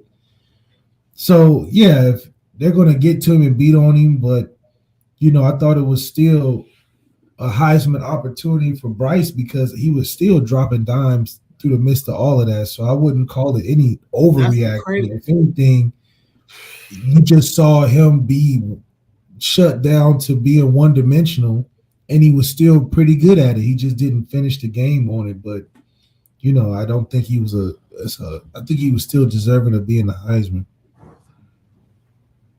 Yo, Bryce has nothing to do with your DBs being bad at that point. Nothing. It has nothing to do with that. Like you said, he threw the pass to the left side of the end zone. All the receiver has to do is drag his feet, drag his toe. It's a touchdown. A jive crossing route. I mean, he was putting it on the He stands in the pocket because he's small in stature too. Yeah, he's little. Bigger than and Stetson. he's thin. And he's like, he's more thin than Tua was. He stands in the pocket, just moves to the right just a little bit to give himself some time to give a Jod opportunity to come across on the deep crossing route, lays it over the DB's head, first down at the 2-yard line. He drops the ball. Georgia goes up. They scored a touchdown. He comes right back, leads them to midfield, throws a dime to Brooks. He drops the ball. He goes up with one hand. It's like, what do you want him to do? He's already down his best 2 receivers. And he's still dropping dimes. And the guy, we keep saying, and it's the same thing with Oklahoma State and Notre Dame, which I don't go for that low-hanging fruit of Marcus Freeman didn't do this, Marcus Freeman didn't do that. Look, as a coach, all you want to do is put your players in position to win the game in the fourth quarter. Notre Dame had an opportunity to win the game in the fourth quarter, and they failed twice. Oklahoma State, their defensive players made the necessary plays. That's it. Last night, Alabama, minus their 2 best receivers, had an opportunity to win the game in the fourth quarter, and their players didn't make plays. That's it. That's all that happened. And that's just what happens when good goes versus good. It just comes down to just somebody made a play and somebody different. When you're playing against teams that aren't that great overall, you can point to a lot of different things. They didn't eat the right thing for training table or pregame meal. They didn't tape the right ankle. The coach didn't sip his coffee to make his coffee the right way. So there's a bunch more excuses that you can make for teams that aren't that good. Yeah. But when you get a team like Georgia versus Alabama, that's just a game you just got to appreciate and watch. That's all, man. As a Notre Dame fan base, that's what I really hope we take from that is an appreciation for what it takes and an appreciation for understanding where we're at, which is compared to where we're at is something to be thankful for and grateful for, right? Because in my opinion, if you put Notre Dame in the SEC, they're the 3rd best team in the SEC. That's my opinion. Well, it'll be interesting to see what we look like taking a schedule like that every week. I mean, but that changes that would change our dynamic recruiting as well. Yeah. You understand what I'm saying? So I take it with a grain of salt, but I truly believe Notre Dame would be the 3rd best team in that conference, right behind Georgia and Alabama. Can you imagine Marcus Freeman walking into somebody's home being able to say we're in the SEC? I mean, that'd put us up there quick. Absolutely. So with all of that being said, it's like, yeah, there's a ways to go, but I'm very grateful as a Notre Dame fan for where we are. Yeah. Because I know where we've been if we go back 12 to 15 years. So as a fan base, heck yeah. It's like, man, you look at those 2 teams and say, man, whew. But then you look at where we are and say, you know what? But I'm happy where we're at. I'm happy we have Marcus Freeman leading the way.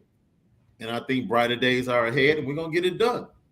I think we're going to get it done. Super chat, Patrick Barnes. Shaun, look a lot better if he took off his Sox hat and put on a Cubs hat. Don't ever disrespect me like that.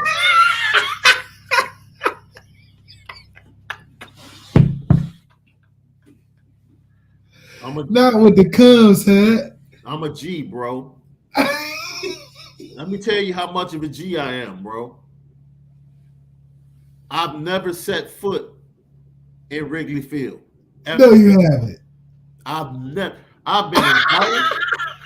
been invited to rooftops. I've been invited to suites. I've been given offered tickets.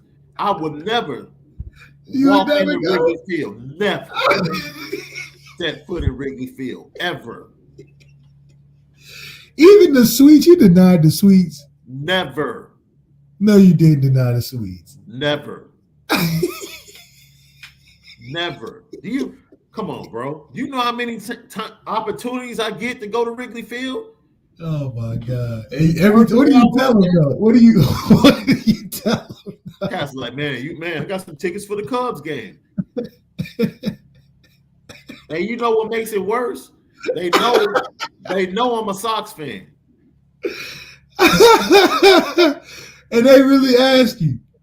Come on, man. Yeah. And you like, man, you know I ain't going to that. Yeah. Like, oh man, it's just a game. Like, man, are you crazy? No. Just a game? No. Practice? No. And they shouldn't want me there. You don't want me walking up in Wrigley Field and all of my sock stuff. Oh, you coming in the sock stuff too? Oh, that's definitely how I'm coming. That's definitely how I'm coming. I'm being mad disrespectful. Mad disrespectful. You wouldn't come, in the Cubs, fit in with the man. Mad disrespectful. Oh my God. I'm coming in the blood territory, crip walking. Mad disrespectful. That is hilarious.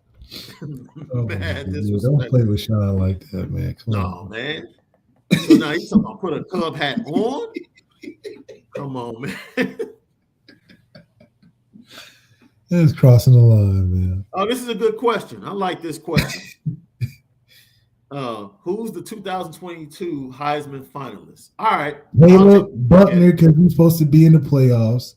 So it has to be Buckner. Bryce, Caleb. Buckner. He's got to be. If we want a chance to play in the championship. I mean, if you're going to say that, yeah, I can see TB, Caleb, Bryce, and Anderson. Anderson's going to get there just because they know they messed up this year. They robbed him last year, yeah. Heck, if he does anything close to what he did this year, he'll be there. I had to think about it because I think I'm missing somebody. And Bowers. I don't just know. I like Bowers. I just like Bowers. Yeah, I like Bowers too, but his quarterback won't really. Kirby just won't do him justice, man. Heck, if Spencer can beat Alabama, maybe Spencer. CJ has a chance. Oh, CJ Stroud. But, I mean, he's not going to play enough teams unless he put 50 on us and then beat Michigan. But other than that, he's not going to have enough opportunities. I don't think he's going to put 50 on us. I don't think that. He's Michigan's on his list, bro. Oh, he's hanging 50. He's definitely hanging 50 on Jim Harbaugh next year. As much trash as they talk after that game, yeah.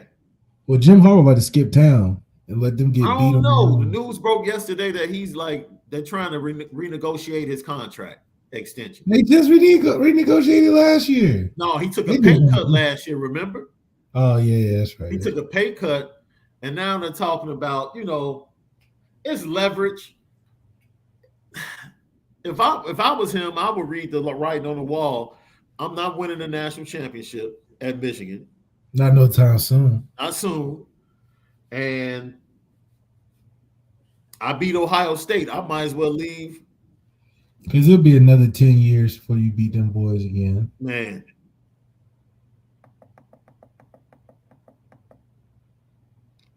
Andre's in said, we need NIL money. See, this is the thing. And this is where I agree with Nick Saban. The NIL needs to be regulated because it is getting out of hand. I don't think any incoming freshman deserves NIL money. I give Dante NIL money. Say it again.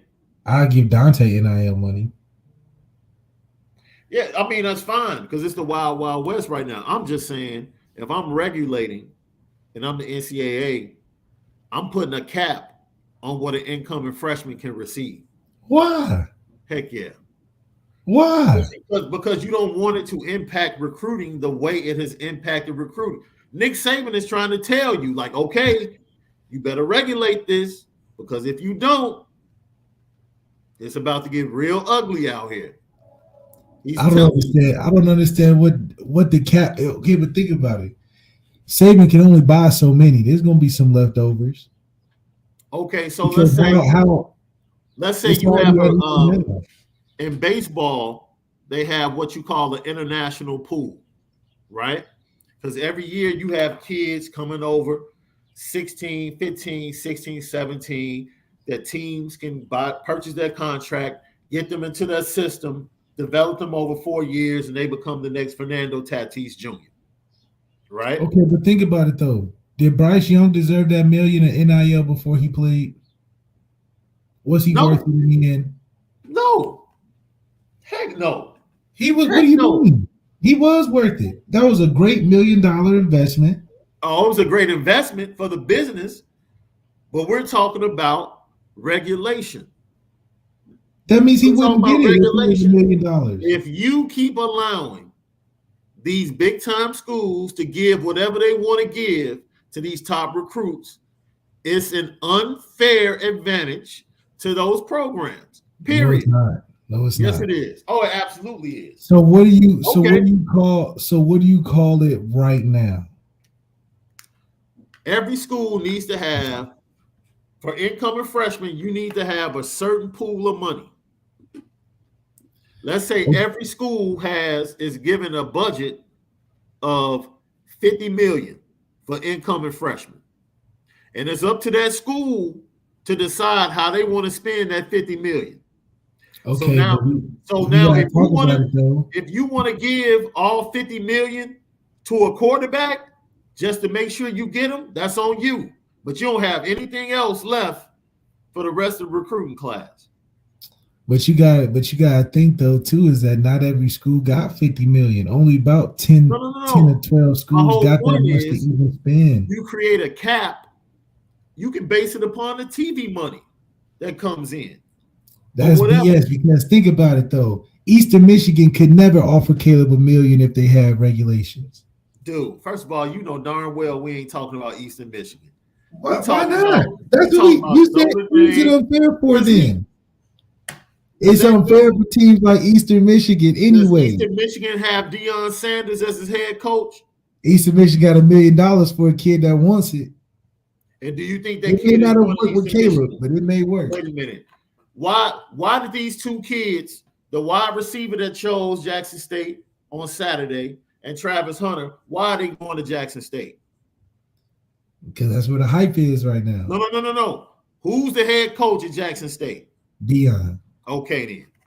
That's as good as $1 million, though. Oh, okay, then. So if you're taking Deion Sanders to Eastern Michigan, then okay, Eastern Michigan might have a chance. Yeah, but East Michigan doesn't. So their bargaining chip is $1 million. You keep looking at this as value. Nick Saban is telling you, let it be wide open if you want to. All right, because the NIL money. We see, but Nick Saban it hasn't been wide open before. Nick Saban's been winning for decades. Right. It hasn't been wide open though. It hasn't been wide open. Nick Saban is flat out laughing at Jimbo Fisher. He's laughing. He's like, dude, you had to tap into your NIL just to catch up? Well, shit, he'll be like, Kirby did it and won. Texas A&M couldn't beat Texas A&M with regulations. So they would never be able to get to Alabama. Why couldn't they? Can get to Alabama now. Why couldn't they? Because they're never stable enough at the head coaching job. There needs to be a cap of some sort on what schools can spend in NIL money, or it's going to get out of control. And when it gets out of control, but we're realistically talking for 10 schools. Only 10 schools could even set a cap. The 10 schools need a cap. So that would be discrimination against 10 schools. You're only making rules for a certain amount of discrimination. Schools. Was it discrimination when they gave less scholarships? It's discrimination when you're only just hold 100 kids on scholarship. If you're gonna make the rules, it's got to apply to all the schools, not just to the ones it's impacting. The rule would only impact 10 schools. It wouldn't impact West Virginia. West Virginia would be like, so what? This is what you can spend. This is the same thing in Major League Baseball. The cap is what it is. The Pittsburgh Pirates spend $30 million. They have like $60 million they can spend up to the cap. They But that's a limited amount of teams, though. You're talking about college football. It doesn't matter. What does the San Jose State have the budget of Alabama to get the same 5 stars? Do the Pittsburgh Pirates have the same budget like the Dodgers to get the same free agents? No, but that's a professional team. Okay, then. San Jose State has a chance of being in Silicon Valley and having some money to get a recruit that wouldn't go there, couldn't go there with regulations. There's no way for San Jose State to catch up if there's regulations. It's not because about San Jose State would never have a big enough budget like that. Capping. It's about controlling. Dude, you're totally ignoring what Nick Saban is saying. He's saying Nick Saban is going to spend, yes, but Nick Saban can only fit a roster of about 50 or 60 kids. Nick Saban is saying, look, y'all being lazy. This is what he's saying. These coaches out here being lazy. They trying to use this money to recruit instead of just putting in work. Put in the work. Kirby Smart last night said, when I wake up in the morning, I'm taking a helicopter to see a recruit because I'm 10 days behind everybody else. That's work. He ain't talking about I'm sending this dude NIL money. Put in the work. Man, come on, man. Put in the work. Stop being lazy. Texas has been trash. Texas has been trash. Have they not? Has Texas been trash? Has the University of Texas been trash for a decade? Yes, they've been trash for a decade. You know how they're trying to climb out? You know how they're trying to change their fortune? By giving NIL money instead of putting in the work. Just like Georgia. What do you mean? Georgia did the same thing. That's how they got good in 3 years. No, stop. Georgia's roster has been full of 5 stars for at least 8 years, man. Stop that. Man, let's talk about Kirby Smart. Kirby Smart went in there and 4 years ago and been to the championship, 3 times? Georgia been a program before. You said Kirby Smart came to Georgia when? How many? 4 years ago, right? No, Kirby Smart been in Georgia almost a decade. Kirby Smart has not been at Georgia almost a decade. Mark Richt was coaching against us when we played Georgia. Kirby Smart's not been there a decade? A decade? It was 2022. You do realize that, right? Kirby Smart hasn't been there since 2012. You act like NIL money just started last year. Kirby Smart's been there since, no. But I'm saying when Kirby Smart got there, he was definitely giving up the bag. What do you mean? What are you talking about? The bag has been happening in college football for 100 years. The bag has been different when Kirby Smart got to Georgia. That's when Georgia started getting good. So now Nick Saban doesn't give up the bag. No, Nick Saban gives up the bag. But I'm saying Mark Richt. What's your point? Mark Richt wasn't giving up the bag at Georgia, and it wasn't until Kirby Smart got there. Stop, man. Don't fall for that Christian stuff, man. Don't fall for that Christian stuff. Mark Richt was giving up the bag at Georgia. Stop that. We know he wasn't giving up the bag at Georgia because when Kirby Smart got there, guess what happened to Georgia? SEC championship. He was giving up the bag. He wasn't. Dude, so now Mark Richt didn't have talent on his teams? Mark Richt didn't get the talent Kirby Smart got on the team. Because he's not the recruiter that Kirby Smart is. Because Kirby Smart dropped that bag that they learned from St. Nicholas over in Alabama. First of all, you're not about to sit here and disrespect the work that Kirby Smart and Nick Saban put in. They definitely, but they're working on the same game plan. They got the same game plan.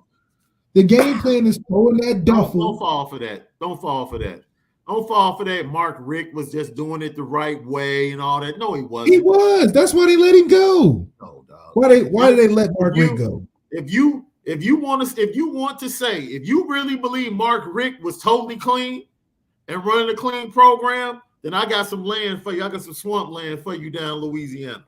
I'm saying Mark Richt ran a program that Kirby Smart upgraded and made what it is today. Mark Richt wasn't throwing that bag. Mark Richt was lazy. The game is the game. And Mark Richt wanted to hate on the game. He was lazy. Period. The game is the game. Nick Saban didn't create the game. He just came in and did it better than everybody else. Now everybody's mad because he came in and snatched your corners. He came in like Marlo Stansfield, snatching corners. Now everybody is mad. The game is the game. It's Kirby all Smart, in the game, yo. Last night, the Georgia defense had a cornerback, Keely Ringo from Arizona, seal the game-winning touchdown. Now, how does a Kirby Smart get a kid from Arizona and Georgia? Answer that question. What do you mean? Answer that. You think Mark Richt could have got a kid from Arizona to do that? If he wanted to put in the work, Man, if he wanted to put in the work and wasn't lazy, cut it out. Cut it out right now. he was lazy. Just like Brian Kelly was lazy. He's the same way. They both lazy. You can't hate the game, dude. You don't hate the game. The game is the game. It's the same game Pete Carroll played at USC. It's the same game Nick Saban is playing. It's the same. Either you want to be in Reggie Bush under Pete Carroll over there at SC? What? Was Reggie Bush under Pete Carroll over there at SC? Yep. Oh, and the bag was the problem over there at SC, huh? You keep talking about the bag. The bag has been in college football. What are you talking about? No. The bag has been with the right coaches in college football, which have been the victors. The bag. So the bag wasn't with Mac Brown down with Vince Young? It was. Okay, then. So what are you talking about? But the bag wasn't with Mac Brown when he went anywhere else. The bag is in Chapel Hill. Nah, they ain't producing the bag championship. That dude just got the #1 tackle in the nation. That ain't a championship. To come to North Carolina. You think the bag wasn't involved? Look, we know what it costs to get a championship. Okay. Georgia pulling kids from Arizona to get a championship. How you doing that? All right. You keep believing. Don't ever hustle, bro. Your hustle game, I question your hustle game. If you think it's just about the bag. For the right team, yes, it is. No, because the bag is just the product. If you don't know how to distribute the product, you having the product don't mean nothing. Kirby Smart went down to Georgia. Okay. I'll give you a perfect example. Two duffels with him. What's your boy? I forget his name. What's your boy that went to Mississippi and tried to run the bag like Nick Saban and Kirby Smart and got busted in the third year? What's his name? What's his name? The one that got Treadwell and all those 5 stars to come to Mississippi. But he did it sloppy. Whoa. Don't get mad because Kirby and Nick know how to do it. Don't get mad. That's my point. No. Somebody told on Hugh Freeze. Because they know how to do it. They told on Hugh Freeze. Nick Saban is telling you, you better regulate this because I know how to do it. And I'm gonna come take all their corners because they don't know what they're doing. And if you don't regulate this, I'm gonna come Marlo Stansfield all of their corners. They told on Hugh Freeze. Who told him? He told on himself. But Hugh Freeze was also about to win a championship. Man, look. Because that bag was talking right. Robert Kimdichie and who on this and Carl Lawson. Man, come on, man. You bugging, bro. You bugging a little bit today. Just a little bit. Train, man. Put on the petty train, man. This is crazy.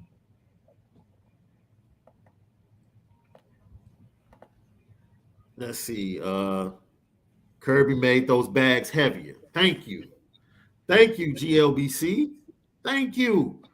We don't buy that Mark Richt was clean. Man, Mark Richt wasn't no clean coach. Are you kidding me? Thank you, Royal Fingers. I'm gonna start calling that cat Saban Marlowe. That's who he is. He's Marlowe's finger, my dude. Just snatching corners, dude. And this is perfect. So he comes in. My boy, he comes in, he snatches the corner because my boy is in jail. This is The Wire. This is college football as The Wire. I'm going to break it down for you today. Oh, here we go. right? So Nick Saban is Marlo. He comes in and he takes the corners because Avon, right, goes to jail. So his organization is all tattered up. Marlo has the product. He comes in, he takes the corners. That's Nick Saban. Now, the NIL money is Prop Joe in the co-op, right? Okay. That's the NIL money. That's Prop Joe in the co-op. So Prop Joe and the co-op, they doing their thing, right? Yeah. See, Prop Joe, that's Jimbo Fisher. That's Jimbo Fisher. He leading the charge of the co-op, the NIL money. Texas A&M. We all sharing in the product together, getting the best price. We giving offensive linemen $50,000 for commission, doing all this type of stuff, right? So this cat Marlo is chilling because he's winning without the co-op. But then he sees the opportunity. You know what? I could take all of this if I act like I'm going to join the co-op and then just take over and eventually take Prop Joe out. Interesting. Right? So, but before I do, I'm going to send a warning shot to let cats know, like, all right, if this is what y'all really want, because Prop Joe keeps asking me to be a part of the co-op, and I said no twice. I done said no twice. You come back to me again, all right, that's what you want? I'm going to give it to you. So that's what Nick Saban is saying. Is that what you really want? You really want this NIL money to be unregulated? Okay. I'm about to show you how to do it. And he's going to become part of the co-op. He's going to become part of the NIL. And he's going to take the whole thing over. And everybody's going to be even more mad when he's 80 years old, still winning national championships. Oh, and Jimbo Fisher, in 10 years, is going to be fired from Texas A&M from spending all their NIL money. Spending all their NIL. He's going to end up like Prop Joe, dead on his own dining room table. And that, my friends, is college football as The Wire, presented to you by the Lucky Lefty podcast. That cat Nick Saban is Marlo Stansfield. That was probably your best comparison on the Lucky Lefty podcast, man. I think you broke it down just right. I'm trying to tell you. Nick Saban is telling you, man, y'all better regulate this, bro. Petty Train, brought to you by Fashion Geek. Go to alonzojackson.com. It's the Petty Train. We'll have the bells and whistles back tomorrow for the Petty Train. I might be petty for this. Man, I got to put Stetson Bennett on the Petty Train, man. Man. Talking about Benson? Nobody want to see them tears on the sideline, man. What you doing? Yeah, we don't want to see that because it was ugly. It didn't look like it looked like a forced cry. That's what it was. It was an ugly cry. It's like, man, I don't want that ugly cry. I can't do nothing with that because I can't get emotional behind it because it didn't feel right. And by the way, this is Kirby's 7th year. Yeah, I'm about to say he was just there, when a young bag duffel shuffler, he was out there just supplying the capital and fast food in the process. D. Beasy said, "Who's Tinkerbell?" Oh man. Shaun S., I didn't see your super chat. You're gonna have to give me the time for it. Because we're behind. I'm trying to catch up. So yeah, I had to put him on the Petty Train. And everybody else that feels like college football. Oh, David Jones, I hope not. David Jones said Kane Madden got the bag. Look, man. Look. Yo, if Notre Dame wasted a bag on Kane Madden,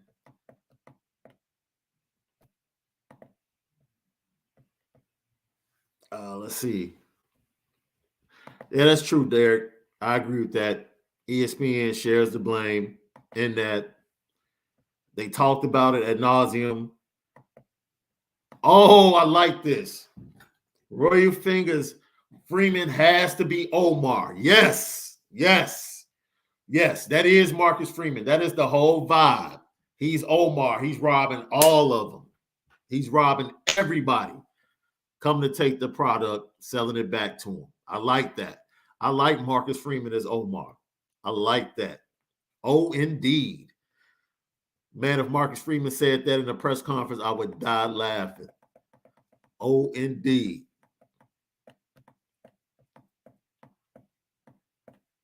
Let's see.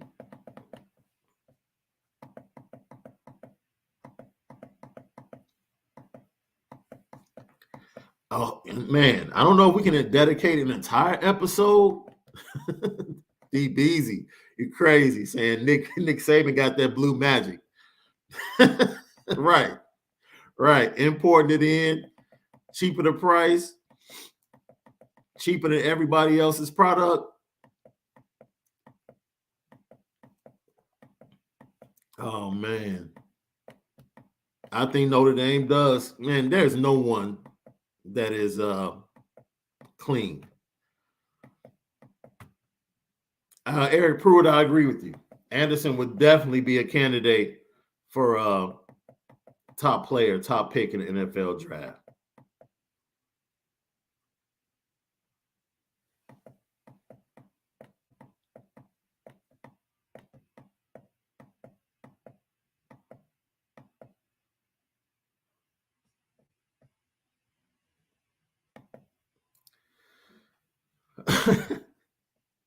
Who got the bag? Thank you, Tom Balork. Who got the bag would be a nice t-shirt. Crazy boy, I don't know. I don't know how I feel about Jackson Dart to Notre Dame. He had a couple of good games. I think he had a good game against Washington State. Kelly Hernandez, thank you for tapping in. The bag. Someone explained the bag is money paid to athletes. That's the bag. Taking care of athletes, whether it's legally, under the table, however.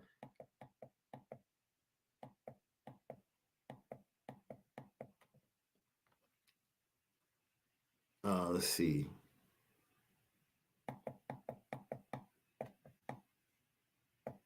I'm trying to find your super chat, and I literally do not see it, my man. I apologize.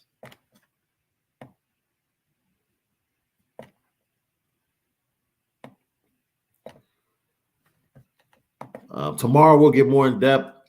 I'll say this, and I think Brian Driscoll has been at the forefront of this story. I think the chances of Holman, Wiggins coming, I will put it at about 40% right now.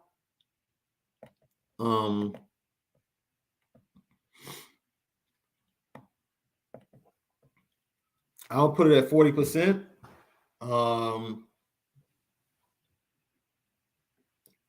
I think Jamarcus Shepard ends up getting the job, and I think he becomes the new wide receiver coach. Recruitment-wise, it's an upgrade for Dale Alexander. Man, I definitely want to see what he does immediately with the Carnell Tate situation. That's going to be his first hurdle, because I believe Carnell Tate, from my intel, I believe Carnell Tate more than likely is going to be ending his recruitment probably sometime late March, April, and get ready to rock and roll. So he's going to have to hit the ground running, whomever gets the wide receiver coach position from a recruiting standpoint. But I'm very impressed with Jamarcus Shepard with his development and how he develops players more than anything. So I think Jamarcus Shepard is the odds-on leader right now to get the job, a wide receiver coach in Notre Dame.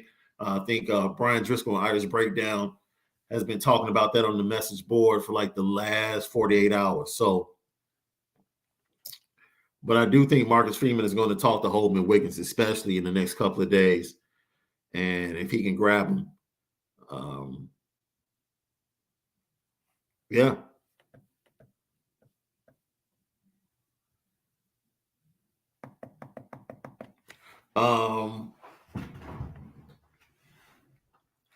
Unless NWJR 72, I still don't understand why you wouldn't do a formal interview with Wiggins unless he said that he didn't want it or just messed up the phone interview.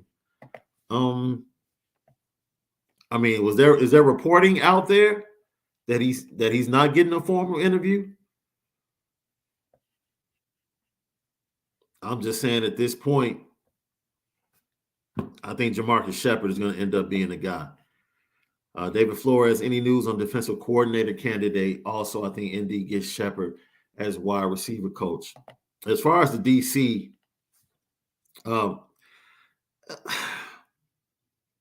I've talked this over with a couple of people, and most people think the best candidate is probably Heacock or Mason. Mason has rubbed some people the wrong way at certain schools that he's been at. I don't know if that'll sit well with the administration because, Marcus Freeman can say he wants this coach, but they still have to be vetted by the administration and approved. So, Heacock to me is a safe choice. Derek Mason, from a recruiting standpoint, is a home run choice, especially when you're putting together a staff because you have to get someone that meshes well with the aggressiveness of Elston. And then you got Laurinaitis, who I think is going to be a beast in recruiting. And then you put somebody like Mickens, who's shown that he's a beast and getting defensive backs with the 2022 recruiting class. I mean, that DB room was suffering from depth just because of the 18 and 19 recruiting classes. They really didn't get anybody. So that's why you see a lot of people coming over from the offensive side of the ball to play defensive back at Notre Dame over the last 2 years. So getting that depth, shoring that up. Brandon Joseph is a great get to give you more depth in the defensive backfield. And it's all about the fit, right? Like, who is the better fit to go with Mickens or Leary, Laurinaitis, and Elston? Who's the better fit, right? Because you're running, it's not like you're coming in and you're running your scheme. Like, you're running Marcus Freeman's defense. Like, when you're interviewing with Marcus Freeman, you have to be able to create something within the parameters of how he wants that defense to look. So it's not like you're sitting down with Brian Kelly and saying, this is what I can do. This is my defense.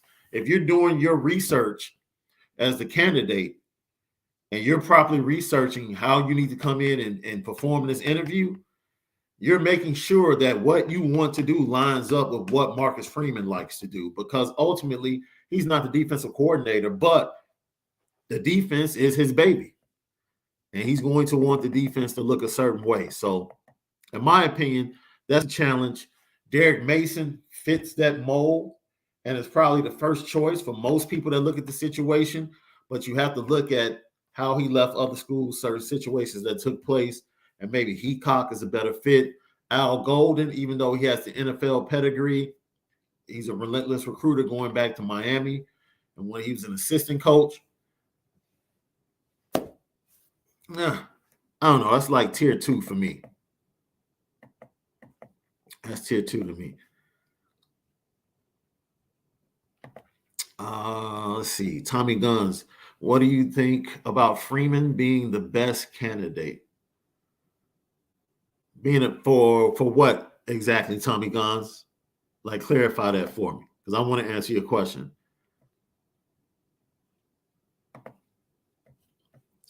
Is Dart enough to push TB in the quarterback room? I mean, he's a talent. Don't get it twisted. Like, if you look at his height, because we talk about Tyler Buckner's high school stats, what Jackson Dart did in high school was, man, he put up some phenomenal numbers. So he's bigger, a little bit bigger than Tyler. He can move, he can run. And I would venture to say his arm is probably just a little bit stronger than Tyler's. So, yeah, it would be a challenge. But, if you're committed to Tyler, I just don't know if you want to bring him in. I just don't know. Andrew Goss, appreciate you for tapping in. If MF can go to an NY6 Bowl his first year, we will dominate 2023 recruiting. Well, I mean, they're already doing a great job defensively. They're dominating the defensive side of the ball. This season has to be about showing what this offense can be, convincing Adante Moore that you can build an offense around his skill set, and then allowing him to be the magnet to the wide receivers, the skill positions, and you're going to recruit at the offensive line. That's what Notre Dame does, and you're going to develop offensive linemen. So it's really about rounding out the staff and rounding out the offensive side of the recruiting class of 2023, and then going out and performing, like you said, and getting to an NY6 or the CFP, excuse me, and taking that next step. Absolutely. Subscribe, share, like. Make sure you guys hit that like button. Oh, I got you. You're talking about Tommy Guns. I got you. Nah, I don't like it. I don't. Because Notre Dame is really, and I know this is like low-hanging fruit, so I might stay away from saying it, but it's different. It's different. It's a lot of moving parts, and just from a scheduling standpoint, especially if he's going to be the lead recruiter and still meet all of the requirements connected to Subway fan base, alumni, and all of that, it's probably best that he's not the defensive coordinator, in my opinion. In my opinion. The time that he could give to actually putting together a game plan each and every week as a DC, that's time he can commit to recruits. And I would much rather him on the recruits. I would much rather have him on the recruits than to have him dealing with the game plan for the upcoming week. Like, find somebody you trust, put them over that, meet with them twice a week to talk about the game plan, and let your players coach. I mean, let your coaches coach and let your players play. That's what Nick Saban does. Like, Nick Saban it's his defense. Like, everybody knows Nick Saban, that's his defense. He's hands-on very much with the defensive backs because that's what he played. That's his specialty. So he coaches the defensive backs every day in practice, but the defense is up to his defensive coordinator. And his defensive coordinators have done a pretty good job, but you know that's Nick Saban's defense. And I think that's the same thing you want from Marcus Freeman. You want to know that that's his defense, but at the same time, you want to empower your coaches to coach. And then if he wants to specialize and deal with a certain group during the week, say like if he wants to have a hands-on approach with the linebackers, then that's cool because that's the position he played. And if he wants to teach them during the week or during practices, by all means, he should. But other than that, be a coach and be that relentless recruiter that brings the talent into the program. I would much rather his time, I don't want to say be wasted, or his time be delegated to that.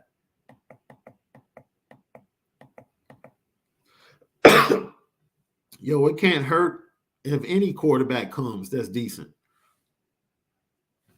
I'm just asking myself, if I'm committed to Tyler Buchner, I have no reason to bring Jackson Dart in. That's the if. All right?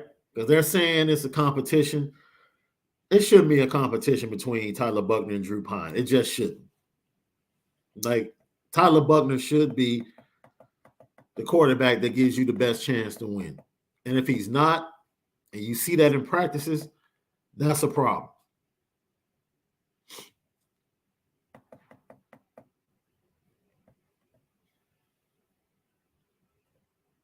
Man, y'all crazy.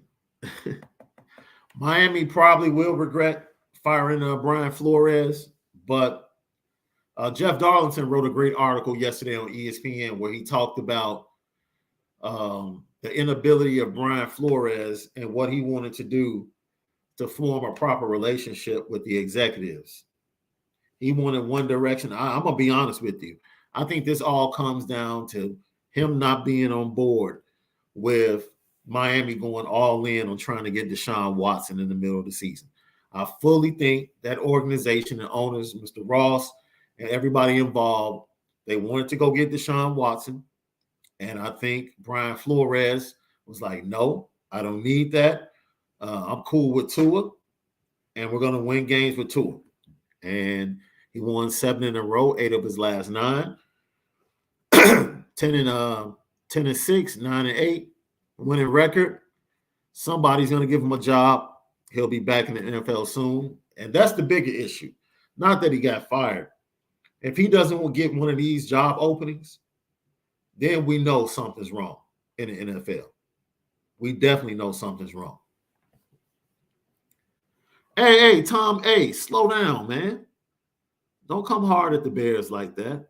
Relax, man. Relax. Why are you coming at the Bears? Why come at the Bears like that?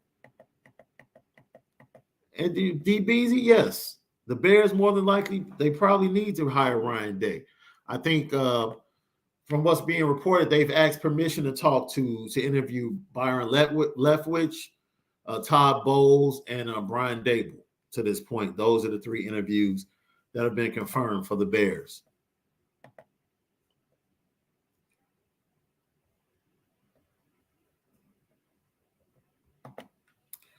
Once again, I don't have it flipped. I'm telling you what's been reported by Jeff Darlington and what's been reported by other reporters. He did not want Watson. It was the ownership, because the story broke because the ownership had gone out. Brian, this is people, you have to connect the dots. The story breaks that the Miami Dolphins want Deshaun Watson and that a deal has already been made, right? Brian Flores isn't making any deals. Brian Flores can't make a deal. So how can sources come out and say they've already got a deal set in place? This is in the middle of the season. Brian Flores has no power to make a deal or to leak that to anybody. So no, the organization wanted Deshaun Watson, and they still want Deshaun Watson. I heard Stephen Ross the other day saying we have no interest in Deshaun Watson. Why are you saying that? For what? For what? You're lying. Because you were talking to the Texans. You were trying to get a deal done. And Brian Flores wasn't for it. So when you don't have a GM in the front office in line, I don't care how good that coach is, they move on. And it's Stephen. Absolutely. It's been the story for months that Stephen Ross wanted Deshaun Watson. Absolutely. That's not on Brian Flores. That's just like connect the dots, man. If anybody's telling you that Brian Flores wanted Deshaun Watson, it's a lie. Brian Flores cannot broker a deal. He has no power to have a deal in place. None. So how does the story come out that there's a deal in place with Deshaun Watson? Brian Flores was talking to the Texans behind their back? Let's be real, man. Let's be real. How does that story break in the middle of the season that there's a deal in place? Brian Flores has no power to make a deal. None. None. So how can you put that at his feet? And anybody that's trying, that's like a spin after the fact. Like, oh, Brian Flores wanted Deshaun Watson. No, he didn't. No, he didn't. No, he didn't. Those are the executives that tried to force the Deshaun Watson on that team in the middle of the season. And it's like it was just a bad look. It was a bad look. It was no reason to do it in the middle of the season because Deshaun Watson wasn't going to play this year. He wasn't. So why are you doing that in the middle of the season? Brian Flores can't do that. He can't leak information. All of that is those are executives. He can't broker a deal. He can't call the Texans. He doesn't have the power to do that.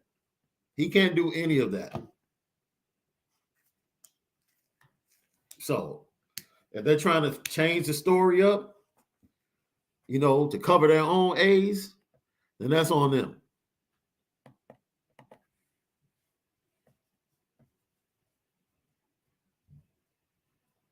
Yeah, it's like, dude.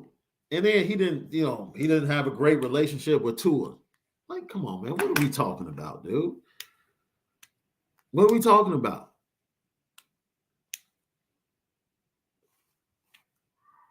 It was just a bad situation, and I think it was best for both.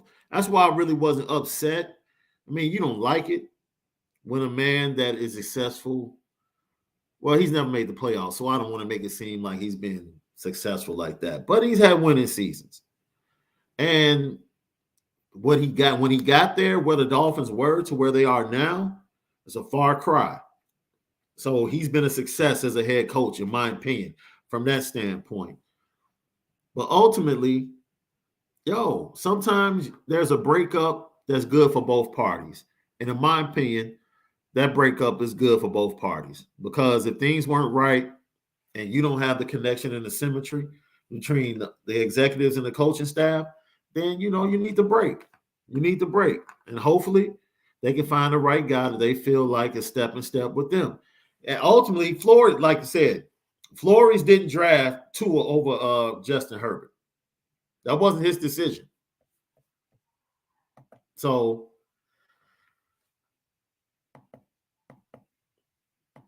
yeah, Stephen Ross has always been a step slow, right? He did get outbid for the Jets a couple of years ago. Technically, yeah, the 10-6 season to me was the most impressive, coming from where they came from. Like, because the Dolphins were awful, and for them to go 10-6 on this first season, they struggled out the gate this year. They had higher expectations, and this year has just been one of those COVID seasons where you can go up and down. Every team's win-loss record and say, yo, you look at the Ravens. Yo, their best player and the MVP got hurt. So everybody that beat them the last 6 weeks is like, okay, you beat the Ravens, but you really didn't beat the Ravens because Lamar Jackson didn't play. So this COVID season really messed with, even the last 2 years, it's really messed with rosters, man. And there are a lot of games that teams won that they might not have won if everybody was playing with the full deck of cards. But Bob Busby, we talked about that earlier. That defensive tackle position is a very underrated position when it comes to elite programs.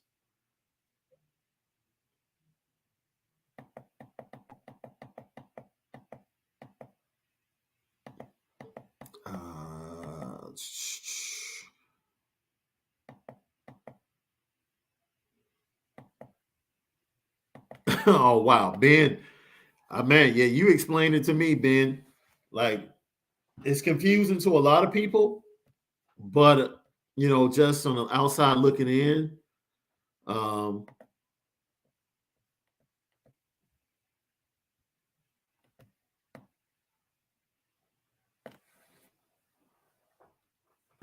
yeah, it wasn't even a bad breakup. I think it was a very amicable breakup. I think they had a conversation. They realized that it was irreparable moving forward, and Brian Flores wasn't budging on who he is and what he believes. And Stephen Ross and his team wanted to go in another direction. Man, and there it is. And Ben, you're right. Like, you guys were horrible before him, just horrible. And like I said, this year was kind of strange. The winning streak, they beat some teams that weren't at even strength, but you still play the game. You played the game. Heck, Alabama wasn't fully healthy last night, but you know what? They went out there, played the game, and had an opportunity to win in the fourth quarter. That's all you can ask. That's all you can ask. All right, 2 hours, 18 minutes. We're going to have a special guest tomorrow for you guys, and then tap in with us Thursday. It's going to be a mashup. Hopefully, my guy Brian Driscoll will feel better. He's going to join us Thursday. We're going to talk about the best teams. He's going to join us at 10. We're going to have a regular show 9 and 10, and then he's going to join us at 10 o'clock to talk about the best teams. We're going to argue the 3 best teams in the last 10 years at Notre Dame. The 3 best teams in the last 10 years in Notre Dame, because all 3 of us differ. Of course, you can guess who Malik thinks was the best team in Notre Dame in the last 10 years. So don't forget, subscribe, share, like. We'll see you guys tomorrow right back here at 9 a.m. We'll be back tomorrow. Like I said, I'm on my second computer, and I get my computer back. My baby is fixed. I go pick it up. Hard drive issues, man. Got that repaired. We're back with the bells and whistles tomorrow right here on the Lucky Lefty podcast. So from a guy, Malik Zaire, the original Lucky Lefty himself, I'm Shaun Davis. As always, go Irish and spin it different today. We'll see you guys tomorrow.